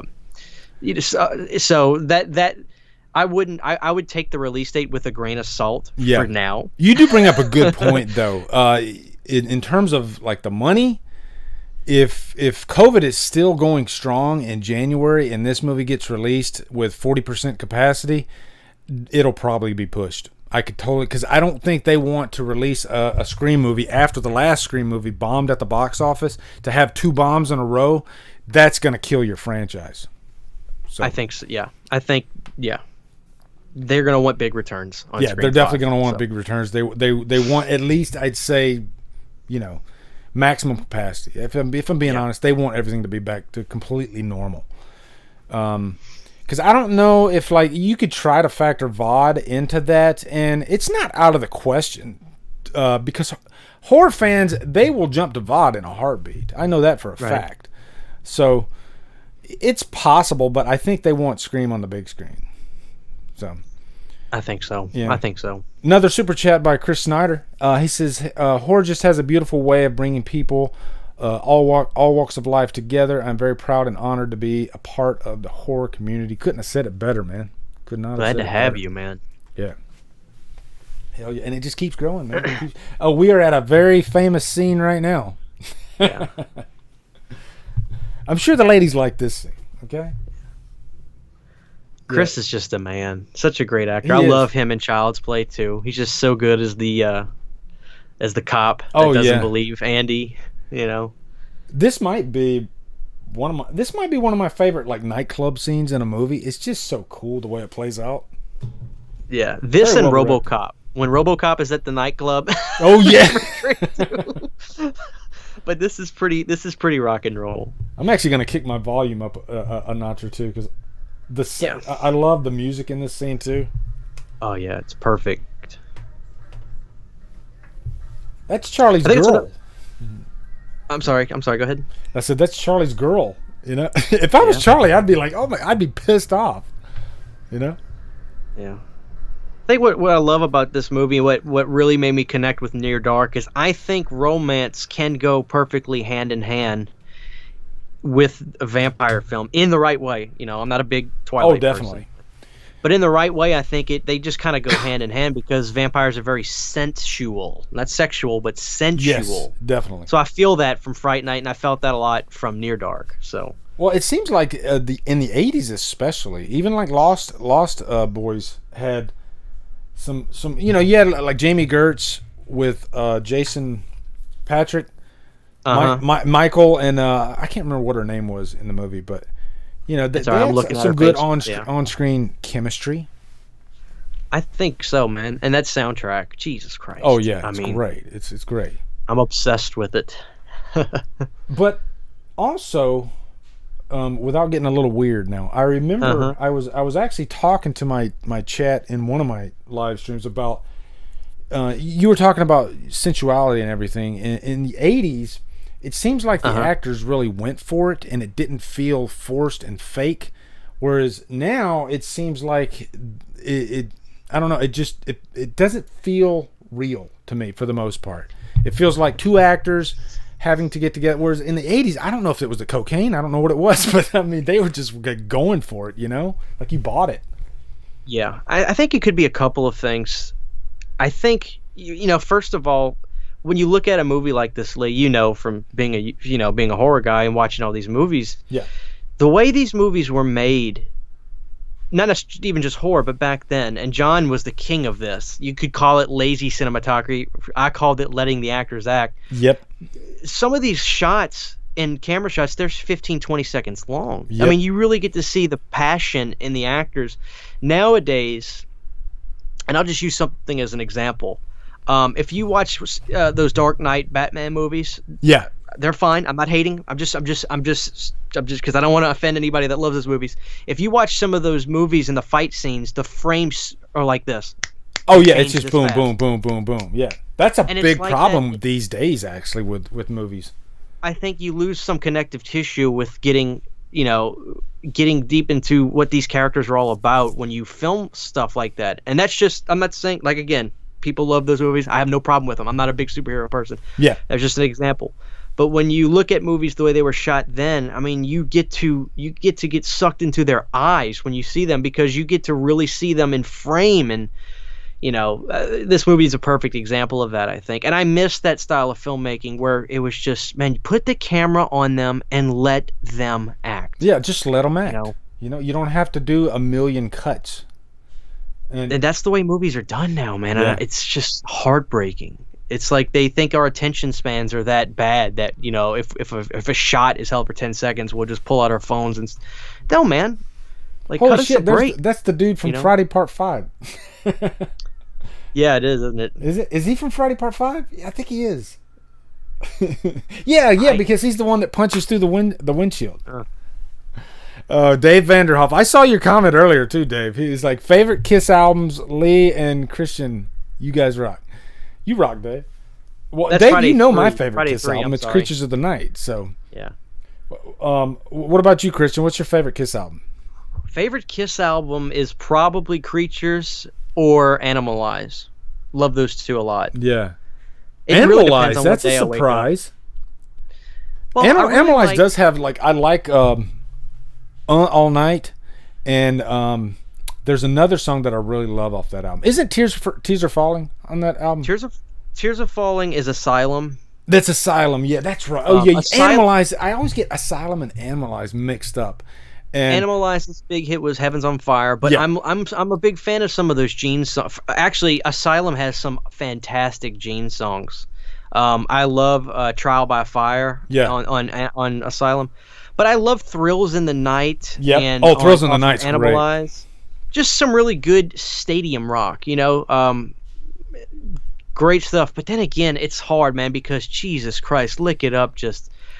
Lick It Up's great. My favorite Creatures of the Night, but I also... Lick It Up's a close second. And I would even say, I think, if I had to pick a favorite song between those two albums, it's going to be off of Lick It Up, is... A Million to One is like such an underrated freaking song, man. I love that song so much. Well, I tell people too. I got a buddy that's been asking me about Kiss, and he's like, "What should I get into?" Blah blah blah. And I was like, "Dude, that's a really House of Cards question because you've got different kinds of Kiss fans." And I was trying to tell I'm gonna send you my Kiss playlist. I literally just made my own playlist on my Spotify. Yeah. I'm going to send you a link to it. Please do. Please do. And I'm going to post that publicly, too. So that way, if you guys want to get into Kiss, I'm going to give you all the good stuff from the whole era, and you won't see anything off of Psycho Circus on there. So yeah.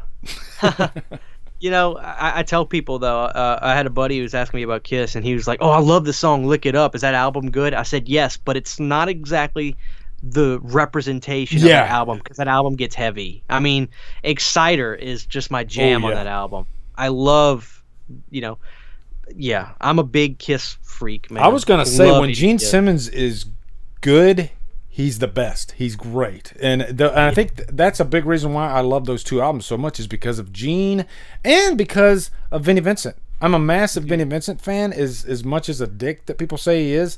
I just love his style of guitar play. Those really talented people. Yeah.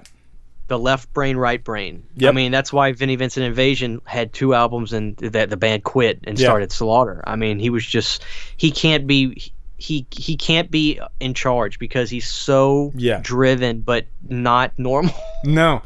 I think the way to deal, and even Kiss couldn't deal with the guy, you know? He was in a position where all he had to do was just shut up, play his guitar, and listen. But he was his own worst enemy. Yeah. I think I remember Eddie Trunk talking about watching, because I've read Paul Stanley's book and everything about, and Paul is no Vinnie fan. But I remember listening to Eddie Trunk talk. He either said it or he had a caller say it, that on the Lick It Up tour in early '84, there was a moment where I'll just say it was Eddie who saw it. It was either a guest or Eddie. But the point is, there was a tour where Vinnie was soloing, and he was supposed to go a few minutes, you know. Yeah. And that there actually was a moment where the audience saw Paul on stage get in Vinnie's face. It was like, stop effing playing now, you know. And you know, Vinnie was about Vinnie, but the dude wrote such good, as talented as he was as a soloist, his songwriting was immaculate. I mean, how can you listen to Creatures of the Night? I mean, that Creatures is probably my favorite because, first of all, I mean, that is the Gene Simmons album. I love Saint Sinner. Obviously, you know, I'm a war machine. I mean, you just can't beat it. You know, great stuff. Don't forget Not for the Innocent. That's off of Lick It Up. Man, that's one of my favorite Gene songs. Not for the Innocent. It's got that really cool guitar intro, you know, just really cryptic sounding. Yeah. Yeah, and that was the same producer. That was Michael James Jackson. Yeah. I remember Paul actually told him, you need to do something about your name. Because people But he was a great producer, man. Yeah. I could talk Kiss. Oh, me too, dude.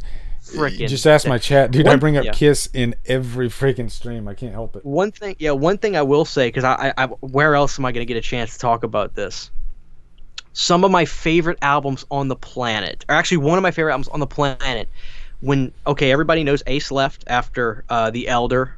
Yep. Actually, he kind of left during Creatures. It just depends on who you ask. The history is a little muffled.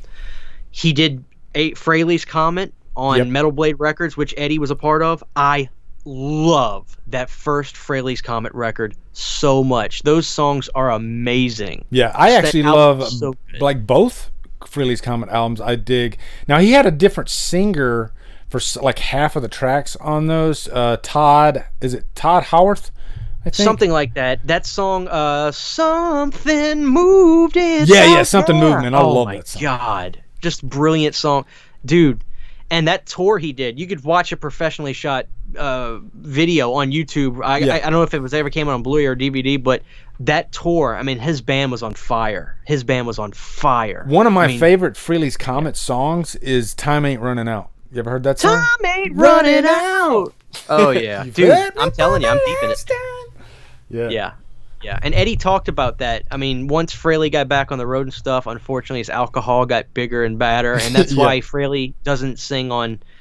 He sings on even less songs on Fraley's Comet too. But, again, those Fraley's Comet albums are just good. They're good, man. Old-fashioned rock and roll. I mean, and even I think the third album where he's holding the puppet string, and it's got do you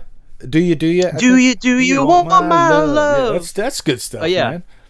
Dude, I think on that he does his own version of Hide Your Heart. Heart, yeah. And Sebastian Bach's actually on that album too. Like he sings backup or something like that on one of the songs. So yeah. Alive 35. Kiss Alive is 45 years old. I think Beth was telling me, which is crazy. one of the most successful live albums of all time. Yes, indeed, dude. Some of those live albums in that era, I love so much. I'm a big Blue Oyster Cult fan. They did in '82. They did a live album. They did multiple live albums, but Blue Oyster Cult was such a great band live at that time. Obviously, Kiss Alive is great, but sue me, I'm a Kiss Alive 3 guy because all my jams are on Kiss Alive 3. Kiss Alive 3 has some really good tracks on there. You know, they do a lot of the 80s stuff on there, which is cool. Oh, there's a song. Rock and roll to I didn't mention my favorite ballad of all time is I Still Love You off of Creatures of the Night. I Still Love You. Dude. That song, dude, like, and if you read the backstory on that song, it's like Paul Stanley was in this like very serious relationship, and I guess they were like in the midst of breaking up, and he was like begging her to stay with him, and he wrote that song, and it's just heartbreaking. You know who that woman left him for? I read his book. Yeah, the woman left him for Dan Aykroyd. Donna Dixon. As random as that is. Donna Dixon. Random as that is. Yep. Yeah. She was just a Playboy crazy playmate. Stuff, man. Yeah. That's right. Jesus. Dan Aykroyd. Dan Aykroyd. Wow, she left what a him for a Ghostbuster. I'm sure they're not together anymore. I love Dan Aykroyd in Spies Like Us when you just watch your mouth, mister. You get the boss man like telling him get to work, and he's like, he grabs his papers and puts them in his desk. Okay, now what? Have you ever seen Spies Like Us? My dog's name is Chevy Chase. Oh, okay. Yeah, I was gonna say. So yeah, that is one of the greatest comedies ever, man. Dude, Dan Aykroyd is one of the most talented guys. Yeah. I mean, I'm such a Dan Aykroyd fan. Yeah, I love him. I love Dan Aykroyd. Yeah, but you put him and Chevy Chase together, forget it. Magic. Yeah, oh, dude, magic. Yeah, they're going through all the training, and they're. I'm already laughing. Yeah, and he's just like sitting down in that like simulator or whatever. He's like, "This is it? We just sit here? Yeah, piece of cake." Next thing you know, the thing goes in like circles.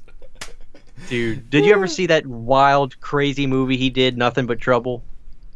No, I don't think I saw that one. Jesus, it was the biggest box office flop. Yeah, Warner Brothers gave him a bunch of money to make this this Chevy movie. Chase or Dan Aykroyd? Dan Aykroyd wrote and directed it. Oh. Anybody in the chat, if anybody in the chat seen it, they'll tell you. It has to be seen to be believed. It's the most bizarre. It stars Chevy Chase, Demi Moore. Wow. Oh, I've heard of this movie. Dude, if you ever can get your hand, it's easy to get. Yeah. Truly one of the most bizarre films that Warner Brothers ever put out. Tupac is in the movie. I mean, wow. It's crazy. It is crazy. That's crazy. You know. My one of my all-time favorite comedies that I swear nobody ever talks about is Skin Deep with John Ritter. It came out in '89, and he's this writer that's he's pretty much like a nymphomaniac, and he's in a period where he has writer's block, and I just love John Ritter in that movie so much. But it has some of the Now, it's definitely slapstick humor, but man, you talk about like your sides aching from laughter. That's one of the few movies that's really made my sides ache from laughter. It's just... Tell me the name of that again. Tell me the name of that again. Skin Deep. Let me see if it's streaming anywhere. 89, Skin Deep, and he is just like... He's like he's a sex addict. Amazon Prime. Yeah. Again. Dude, that's great. I'll tell you what, this is what the movie's known for. The marketing for the movie was the glow-in-the-dark condom scene. There's a scene, he always gets himself in trouble, right? Because he keeps he's a famous writer, so he's like hooking up with all these women throughout the movie, and he hooks up with this girl, and they're in this hotel room because he's in the room below her, and so she tells him to come up, and so he comes up, and he's like, I didn't bring anything, and she's like, well, if you check my drawer there, you can borrow my boyfriend's, and it's a glow in the dark condom. It's so her and her boyfriend have been fighting. The room, the screen is black. And then all of a sudden you see coming out of the side of the frame is this glow-in-the-dark condom that's on his penis. And it's just like wagging across the screen. And dude, I have never laughed so. And then all of a sudden her boyfriend comes in and he's got a glow-in-the-dark one. So it's like you see these two penises chasing each other around the room.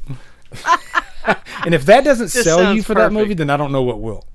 this is perfect. I'm gonna watch that. Oh, dude, it's so freaking. Yeah. It's a great movie too, dude. It's got a lot of heart in it, you know. 80, yeah, and the fact that it's 89. Yeah, I don't know what it is about that year, Lee. I'm a sucker for 1989. I love finding new movies I can watch from that year. Yeah, I just love 1989 for some reason. What was the Friday movie that came out in 89? Was it Jason Takes Manhattan? Jason Takes Manhattan was 89, right? Which is a very strange movie. Yeah, I love it, but it certainly doesn't deserve any Oscar nominations or anything. But I love it nonetheless. Yeah, I'm trying to see if anybody from the chat has seen Skin Deep, because it's one of those movies. I mention it and I just get that freaking dog that's just been shown a card trick look every time. Like they have no clue what I'm talking about, and it's like, how can this movie be like one of my favorite all-time comedies and nobody's heard of it? It's crazy.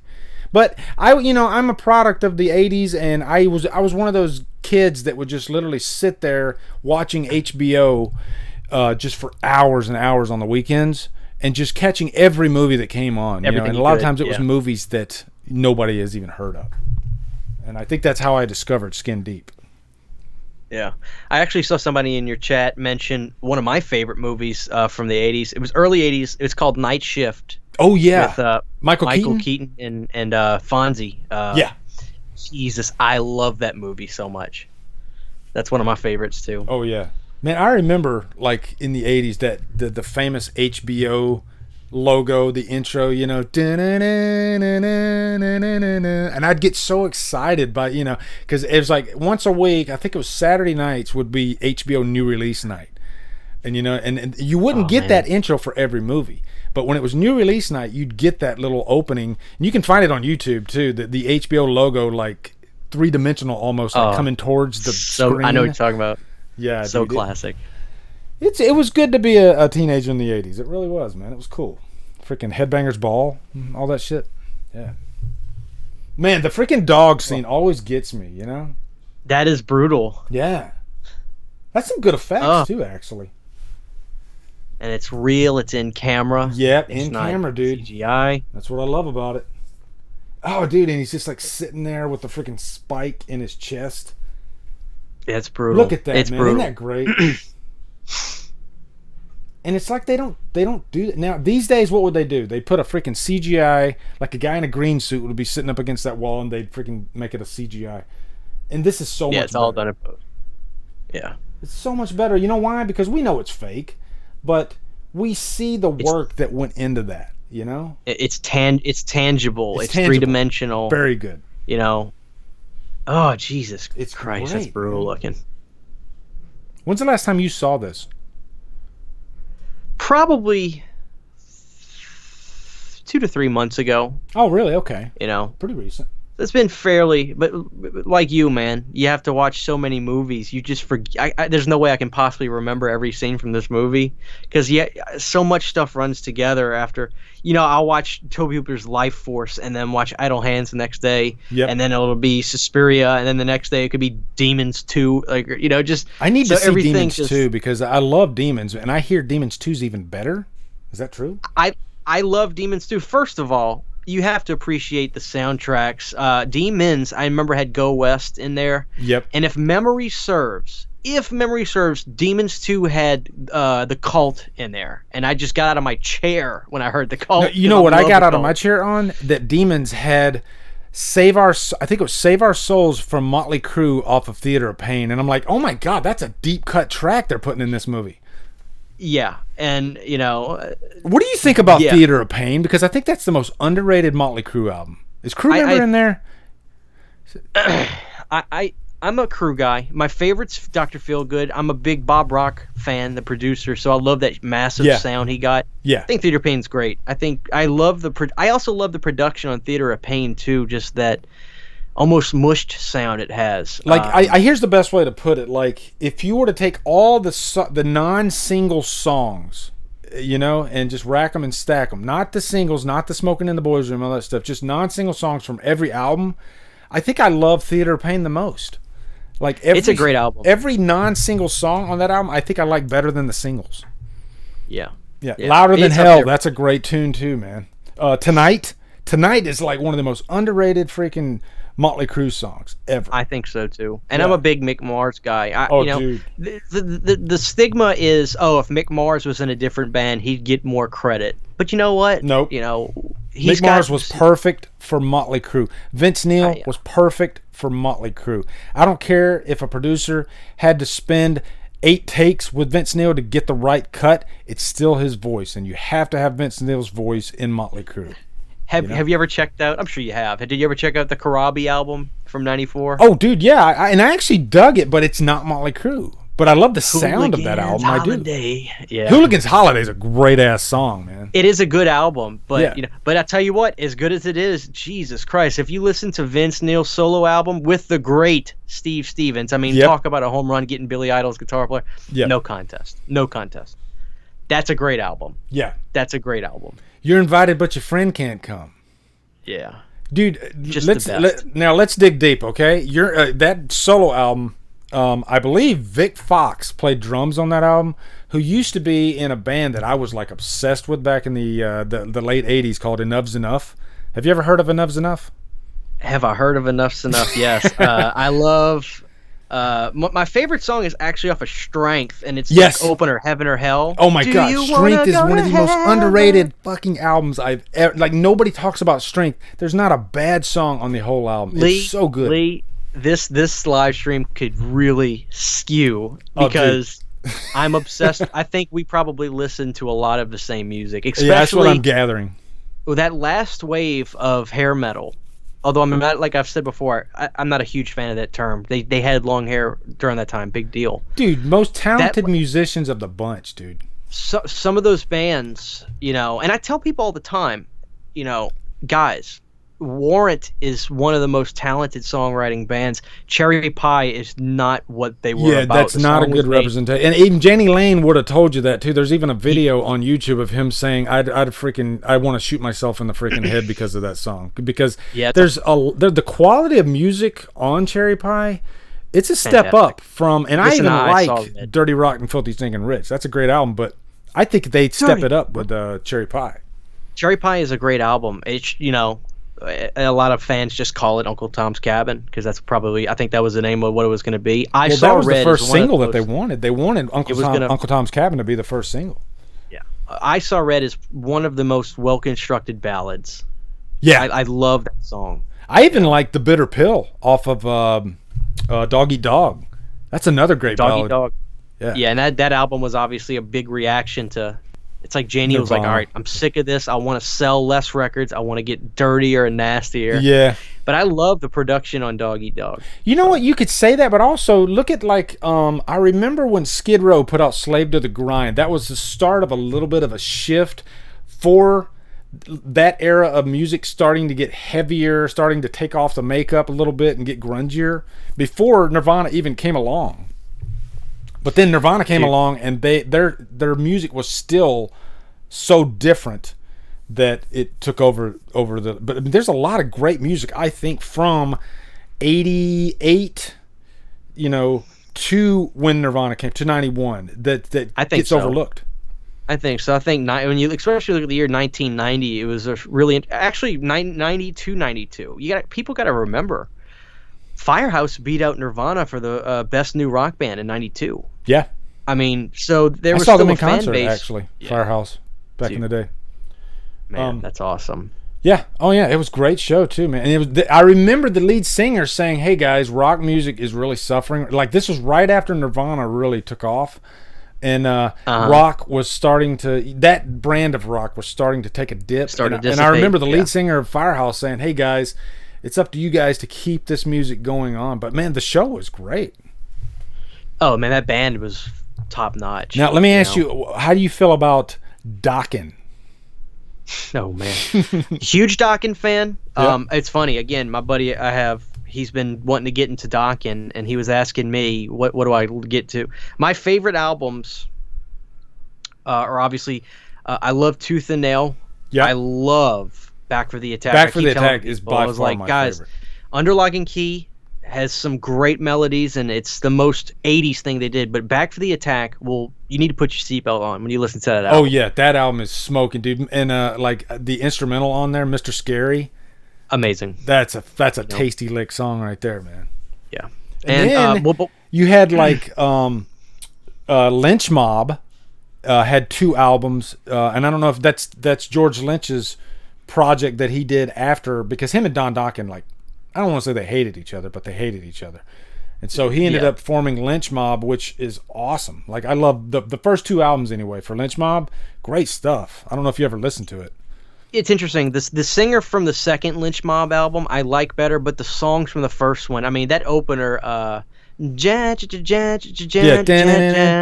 slipping my mind. Yeah, I know which one you're talking about. But that album, River of Love, was one of the songs off of the first album. I'm going down, down to the river of love. Amazing. I love that album. But I gotta say, Lee, my favorite solo project album is Don Dokken's Up From the Ashes. I love Mickey D. Dude. It's like we're sharing the same brain. Up From the Ashes is my all-time favorite. It sounds like a Dokken album. It sounds like one of the better Dokken albums, but it's so good. That drummer is like amazing on that album too, by the way. Yeah, Mickey D is. Yeah, Mickey D. He was. Everybody wanted Mickey. Yeah, and he went to Judas Priest, right? He went to Motorhead. Not long after. Yeah. He was. What was his band? King Diamond was his band. Oh, really? Okay. And then he was King Diamond drummer. Went to that Dokken album. God, man, my uncle had the pleasure of seeing that Up From the Ashes tour, and he told me. I remember my uncle is a big rock fan, and he got to see Alice Cooper on the Raise Your Fist and Yell tour, because he calls me Bubba, and he goes, Bubba, I just remember he had this like professional wrestler on guitar. He was huge. I was like, oh yeah, Kane Roberts. He goes, oh, he was awesome though, and he got to see Up From the Ashes because he was a big Dokken fan. It's funny, Lee. To me, I describe Dokken as the most unfamous famous band in the world, because they were selling platinum records, but dude, not the average person knows Dokken. Hold on. I'm trying to pull up this. Well, the hit was Mirror Mirror. Mirror Mirror. Yeah, here you go. Isn't this great? Anybody that hasn't checked that album out, oh my god, the whole album, dude. The whole fucking album, amazing. Listen to that drumming, dude. Amazing. Mickey D. But then there's this like ballad on here. One of the best freaking ballads I've ever heard. I'm trying to find it. It's like When the First of Fools. When a Fool Falls in Love, was the name of it? Here it is, yeah. I think this is it. I'll give you a little bit of it. Who played guitar on Don Dokken's album? That's the thing, man. It's slipping my mind. I know they were all talented musicians. He got the best band you could get. They were all from previous acts. Yeah. I mean, it sounds similar to George Lynch a little bit, but a little bit different. Jesse is being a real asshole in the... Can't you just like relax, dude, and just like enjoy? It's weird, man. I don't get people in the chat that just want to troll. It's just strange, you know? Oh, like, I don't think I've ever trolled. Like, not once in my life have I ever went and trolled. Unless it was like a reaction to a troll, you know? It's weird. I don't know. Oh, man. There's always one, though, man. There's always one. Yeah. I think this consensus was that album was somewhat pre-written before the breakup, so I think Lynch had a big hand in writing some of those songs. I wouldn't be surprised. I mean, to me, it always sounded like a Dokken album, but man, it's great. It's really great. It's the best. It's the best production, just such a tight sounding good album. And Chad, I apologize for veering so far. I told you it's not going to be professional. Veering so far off of Fright Night, but that's kind of like our plan. You know, we throw a movie on in the background, we all kind of chill and watch it, and then we just talk about whatever. So, yeah. Oh man, he's like Peter Vincent is in action right now. He's holding up the freaking cross. Look at that! Look at that freaking practical effects, man. Oh Jesus! You can't beat that, dude. No. Those teeth. Jesus. Man, I learned something new about you, Christian. Like, you like a lot of that deep cut stuff. Dude, Babylon AD, Shark Island. You stop it right now, dude. Freaking Babylon AD, are you kidding me? I love Babylon AD, man. I have Another to credit highly overlooked band because they got swallowed by freaking Nirvana. Yeah. Yeah. That first Babylon AD album, dude, that's nothing but hits. It's amazing. It's amazing. I even picked up their second album, which was good, but man, it lacked the intensity. It lacked that intensity and angst of the first one, But good album. Bango the Bells. The best. I like The Kid Goes Wild. My favorite. Oh yeah, Kid Goes Wild's great. Yeah. But all right, I got to do it, man. Hold on. You're gonna make me play. Hey, what'd you think? Now, this could be controversial. What do you think of Steelheart? Oh man, I love Steelheart. Because I love Slaughter too, but I always said that the Steelheart singer had the edge on him. Yeah. I saw both those bands live in concert.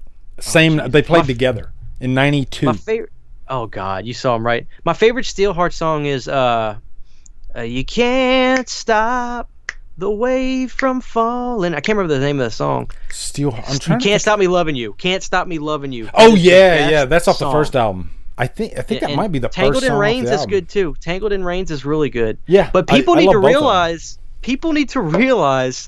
that the song in the Rockstar movie, that ballad, that's a Steelheart song. Yeah, that is from Steelheart's third record. Their third record wasn't as successful, and let me tell you a crazy story. I saw them. I don't know if you know about this, but Mike Mechovic, during their last show together, it was with Slaughter.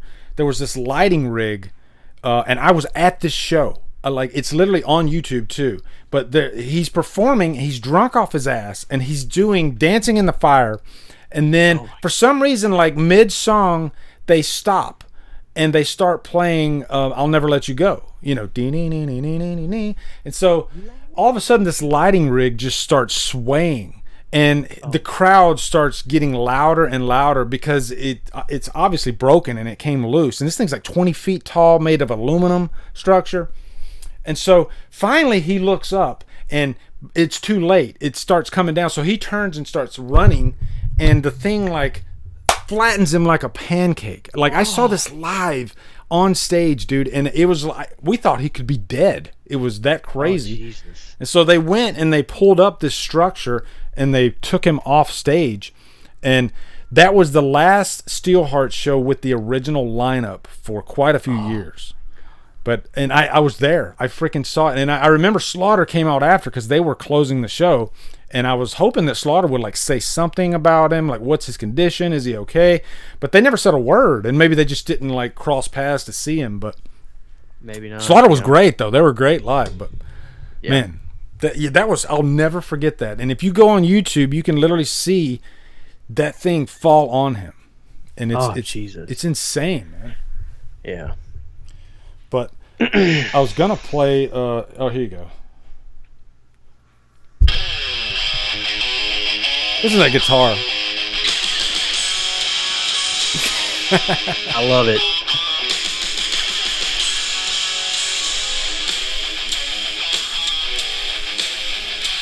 Yeah. You don't hear guitar like that anymore, do you? You don't. I mean, yeah, dude. That's my stuff. That is my stuff. Yep. I'm trying to think if there's any other bands from that era that I kind of just started to find, and but it's usually a lot of that. My wife actually turned me on to Baton Rouge. Oh really? I never listened to them. I think I've heard of them though. Good album from '90. Dangerous Toys, Dave Vanderhall. Yeah, I dug that, especially that first album. Teasing, Pleasing. Yeah, Teasing, Pleasing, Scared. Toys. Yeah. See, I was a big fan of that. It's a lower level of, for lack of a better term, hair metal. But yeah, I wasn't work class. Of course, I liked the big guns like Motley Crue and all that. But I was like Carly's saying there, Faster Pussycat. Man, I was fucking really into Faster Pussycat, especially those first two albums. Yeah. Oh man, they were great. They did a tour with Kiss. They did the Hot in the Shade tour with them. Yeah, and the second Faster Pussycat album's my favorite. I mean, that's Me too. probably their That's when they really upped their production and the songs were better. The first album, it's got some really great songs and it's a little bit sleazier, but man, it is. For just better songs. The second album is just insane. Where there's a whip, there's a way. Yep, great where there's stuff a whip, on there's there. a way. Great album. Yeah, I love, dude. My House wife of Pain. House of Pain, great ballad. She's so sick of all this stuff. She knows way too much about it. She's a new wave person, but she's got me into a lot of great stuff like Talk, the. Obviously, she really showed me that Tears for Fears had more songs than just, Everybody Wants to Rule the World, which I love. Tears you know what? An underrated Tears for Fears song is Woman in Chains. Like, they never... Dude, that 89 album. You'll never hear that song, but Woman in Chains is such a beautiful song, man. That song is just so... It's actually in the movie. There's a movie called Boxing Helena, and the song's actually in the movie. And that's how I discovered it. Yes, dude, just great stuff. Yeah. I'm so glad she finally opened my eyes. She was like, they did other things. Yeah. So... Oh my God, Brittany Fox! Oh shit, man, Chris. Brittany Fox. I love Brittany Fox was pretty much a Cinderella clone type band, but man, they had some great songs. Yeah, they had a little bit more. They were kind of like a lighter shade of gray in a sense, because Cinderella always had like this more serious stuff. I mean, I love Heartbreak Station and stuff once they actually started being bluesy more. Yeah, but Brittany Fox was great, man. I love. It's the album with the kids on the front. Yeah, that's what's the name of the second album? Because they did a great Hair of the Boys Dog in cover. Heat. Yeah, they did a killer Hair of the Dog cover. Yeah, they did, and then Guns N' Roses did a Hair of the Dog cover like years later, and I'm like, wait, Brittany Fox Spaghetti did this Incident. stuff. Yeah, Spaghetti Incident. I like Brittany Fox's version better, actually. Me too. I think the production's just better on that one too. Just great stuff, man. I've never been able to talk to anybody. I know, dude. Hey, how about Long Way to Love is one of the best songs from that. I freaking love Long Way to Love. Yeah. Off that first album. Dude, I think we're like nearing like the end of the camera's panning around to the house. They just had the big showdown. Man. Some great talk tonight, man. Jesus. Freaking opened up a can of metal. That's right. That's crazy. Somebody just mentioned White Lion too. There's so many freaking bands that I was so into back then that are like a little bit lower crust, not the Motley Crues, not the Rats, but they didn't really get the exposure that some of those, like Stryper. I'm huge. Freaking Stryper's still rocking too. Actually, I just don't listen to them as much now as I did back then. Like To Hell with the Devil. That's a freaking album right there, man. Yeah. Tiger Tails, remember that band? They had a big song called Love Bomb Baby. Well, I say big song. Yeah. Vane. Yeah, Vane, dude. Yeah, that they had one album, I think, and I saw this this video on YouTube of Davey Vane.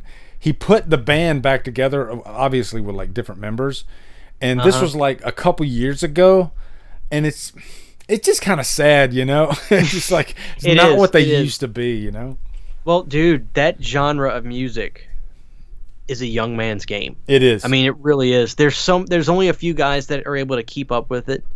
And honestly, besides Sammy Hagar, who still tunes his songs down basically a full step, can still have the gusto that he did. Yeah. And, a lot of these guys, it's like you don't want to go see them live because unfortunately... It's kind of sad. Like, I went and seen Queensryche live a couple years ago, and they didn't even have Jeff Tate with them. And it was sad, man.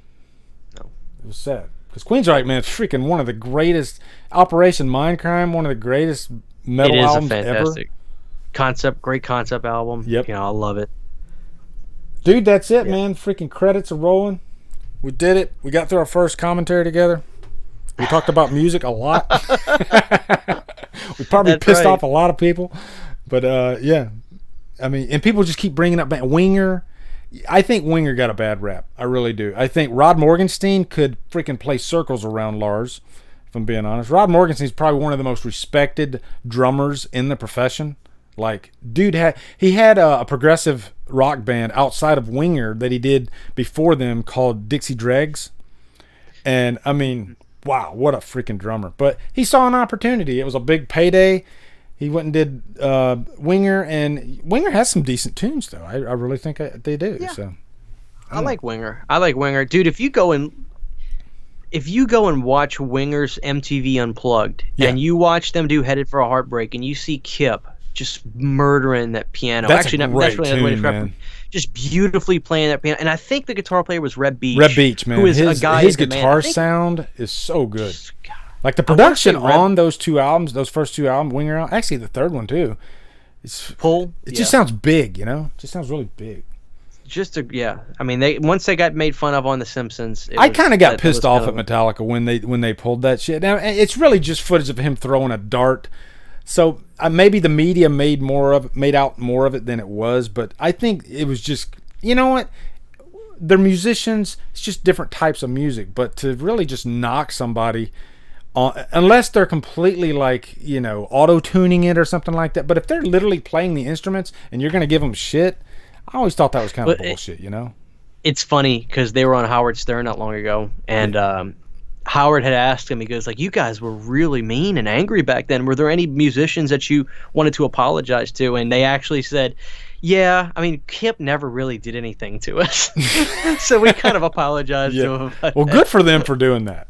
I mean, because those guys were raked across the coals, and it pretty much destroyed their career after that. Dude, it was, it did. I mean, I really think so. Because Pull was a great album. Yeah, Pull was great.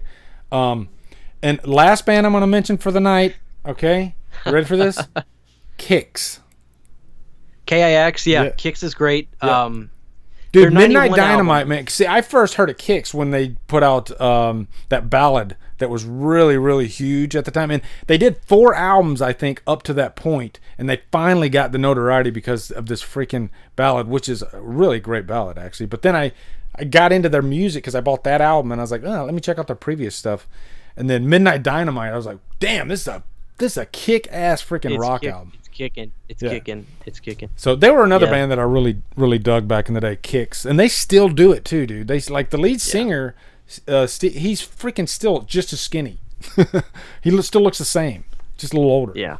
But I mean, he looked old back then. So anyway, dude, thank you so much for joining me on this stream. This was a blast. I had such a blast. I know my audience had a blast with you.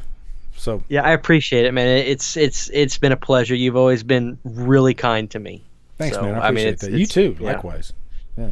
And we watched Fright Night together. Next time we'll do Lost Boys.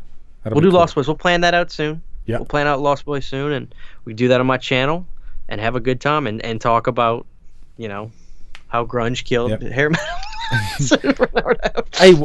This is something I always do with guests is I always ask them at the end of a stream, like, do you have anything on the horizon that you're planning? Any types of videos or reviews that you're planning on getting out? Anything big? Or well, I mean, I'm a physical media guy, so I mean, I'll probably talk about these two new Vestrons should be showing up, the Little Monsters and David Cronenberg's Shivers, I believe. Nice. I've got that. I do a lot of horror mail days, and they always seem to be fun. People love to see what I get in the mail. I know you do them all the time, too. It's like people love those, and I don't quite understand it, but it's no problem. I love filming mail days. It's like people just love seeing the movies I get, and then I'll be like, all right, guys, tell me if I need it. I almost got this. Do I get this? I mean, my subscribers shape what I buy, and, you know, that's always fun. I do my, like, and by the way, Beth, if you want, go ahead and get that super chat. I think I might have missed one. And so she'll like type it out for me, but okay. Usually what I do is like once a month I'll like gather up all my mail that I've gotten, and I also get the horror pack, and then I get the Rue Morgue magazine, and I just try to like knock it all out in one shot. And so it's always fun though, you know. It's you get some cool stuff too, and a lot of stuff that like, wow, where did this come from? You know, just a lot of surprises. That's what's great about horror fans, you know. It's just really cool. Yeah. And I typically just get inspired randomly to do videos. Like, for instance, the last video I did, I thought of it that day. I did a video called The 4 Werewolf Movies of 1981, and I talked about the Howling American. You know, and it was just off the cuff, and I just talked about the 4 movies because I got the Wolfen and I got Full Moon High. Yep. And I thought it would be fun to just do a video and just discuss all 4 of them. And I'll just do stuff like that, just random stuff. And I like to do, you know, movies I want you to watch stuff. So it's mostly just off the cuff, whatever I'm inspired to do, and I'll randomly review movies if I love it. Like I did Life Force not long ago because that movie was nuts, and I did, you know, that's the way to do it though, man. And that's what I tell the younger YouTubers that are coming up. You know, like Yeah, it's cool to plan stuff out, but it's also cool to be spontaneous, and I think you're doing it exactly the right way. You know, hey, this is a cool video idea, like what you were talking about with 1981 and the 4 werewolves. Look for ideas that nobody else is doing. You know, nobody else is doing, or if you search for it, you might find. Like I was literally looking for reviews for the strange. What's that movie? The Strange Vice of Mrs. Ward, the Giallo film. I was literally looking for reviews for that movie. I think I saw 1, maybe 2 reviews, and so I was like, I'm gonna go review this. I want to give this the bells and whistles treatment because this movie needs to be heard about, and nobody's talking about it. That's the reviews you want to do, and those will usually get views. You know, if you're doing Halloween 4. Don't be upset if you're not going to get the views that you expect, okay? Because there's a million reviews for Halloween 4 out there. So. Yeah, and we talked about this when you were on my channel when I interviewed you. You know, you've gotta have fun. I mean, you gotta have fun. You can't worry about views that much. I mean, sure. I mean, once you get to a certain point, you build your audience. Like I've been doing this for quite some time, and I have a niche little audience, but. You know, I have a blast. I love experimenting. I love changing the wherever I shoot my videos in my room. I'll change it up. I do things to entertain myself. You know, and doesn't it seem like views are more important now than they used to be? And I could be wrong on that, but thinking back when I started, and I'm being dead honest here, I wasn't really thinking about views at all. I was just thinking about conquering a fear. That was my biggest thing, and my love for talking about movies and horror. That was the biggest thing. You know, when I made my first video, I was just so happy. I was like, wow, I did it. I actually made a video. That's cool. I'll publish it now. And what am I going to talk about now? I'll do the guest. I'll go review The Guest. And those reviews are horrible. They're like the worst freaking reviews you could ever find on YouTube. But myself back then, I was just so damn happy that I did it. And I honestly didn't even I honestly didn't even check to see how many views I had for the longest time. I was just like, I'm getting in the community, I'm talking about horror, and I'm having a blast. And then it was just like, one day I hit 1,000 subscribers. I was like, whoa, this is weird. It changed, It changed. And then I started thinking, oh, okay, so maybe I can start taking this thing a little bit serious. And, you know, then I started kind of taking a look at the views. Views matter. Of course, they matter. But don't take them so seriously when you first start, you know? Yeah. Let me grab this super chat real quick. Sure. Taffer says, check out Girish and the Chronicles, Lee, band from India that has the 80s metal sound, phenomenal singer. Cool, I will. And I'll tell you, check out Baby Metal if you haven't. Baby Metal, they're a Japanese metal band, and they're freaking awesome. Oh, yeah. And there's another super chat that Beth gave me here. Hold on. Let me see. Let me go down here. I think it's... Yeah, there it is. She said, Ghost of John Lennon says, did I watch Dead of Summer yet? Not yet, but it's definitely on my list. I keep my list right here, and it's I got so much to freaking get to. Jesus. But, guys, Christian Hanna Horror, I'm telling you, I'm doing you a favor. Go check out his freaking channel. It's just got a good vibe to his channel, you know? It's not, you can see a million review channels. There's a million of them. But Christian's something different. You know, and you feel like you're lounging with him in his room on his couch when he's talking about whatever he's talking about in his videos, and I think he's doing it right, and that's the way to do it. So, thank you, Christian, man. I appreciate you coming on my channel. Be sure to type something in the chat, Christian, so that way they can just click right on there. And of course, I'll put a link in the info box too to your channel. And yeah, you guys, I'm telling you, he's such a easy listen, great dude. Very knowledgeable. He's the real deal. He loves horror. So. I appreciate that, man. Yeah, no problem. Christian, say goodbye to my chat. Chat, it's been nice. You all seem very lovely people. Hopefully I'll get to know some of you more. And yeah, it's just been really fun. This was really relaxing. Mm-hmm. And just fun. Just very fun. This is why I love YouTube. Okay. This is why I love it. And Jesse, no hard feelings. Okay, brother? I love it. I'm serious. I love it. I might have went off a little bit too hard on you. I apologize. I love you. I love all you guys. Thank you, everybody. Thank you, Beth, for that freaking awesome giveaway. And you guys have a great night. I'll see you guys on the next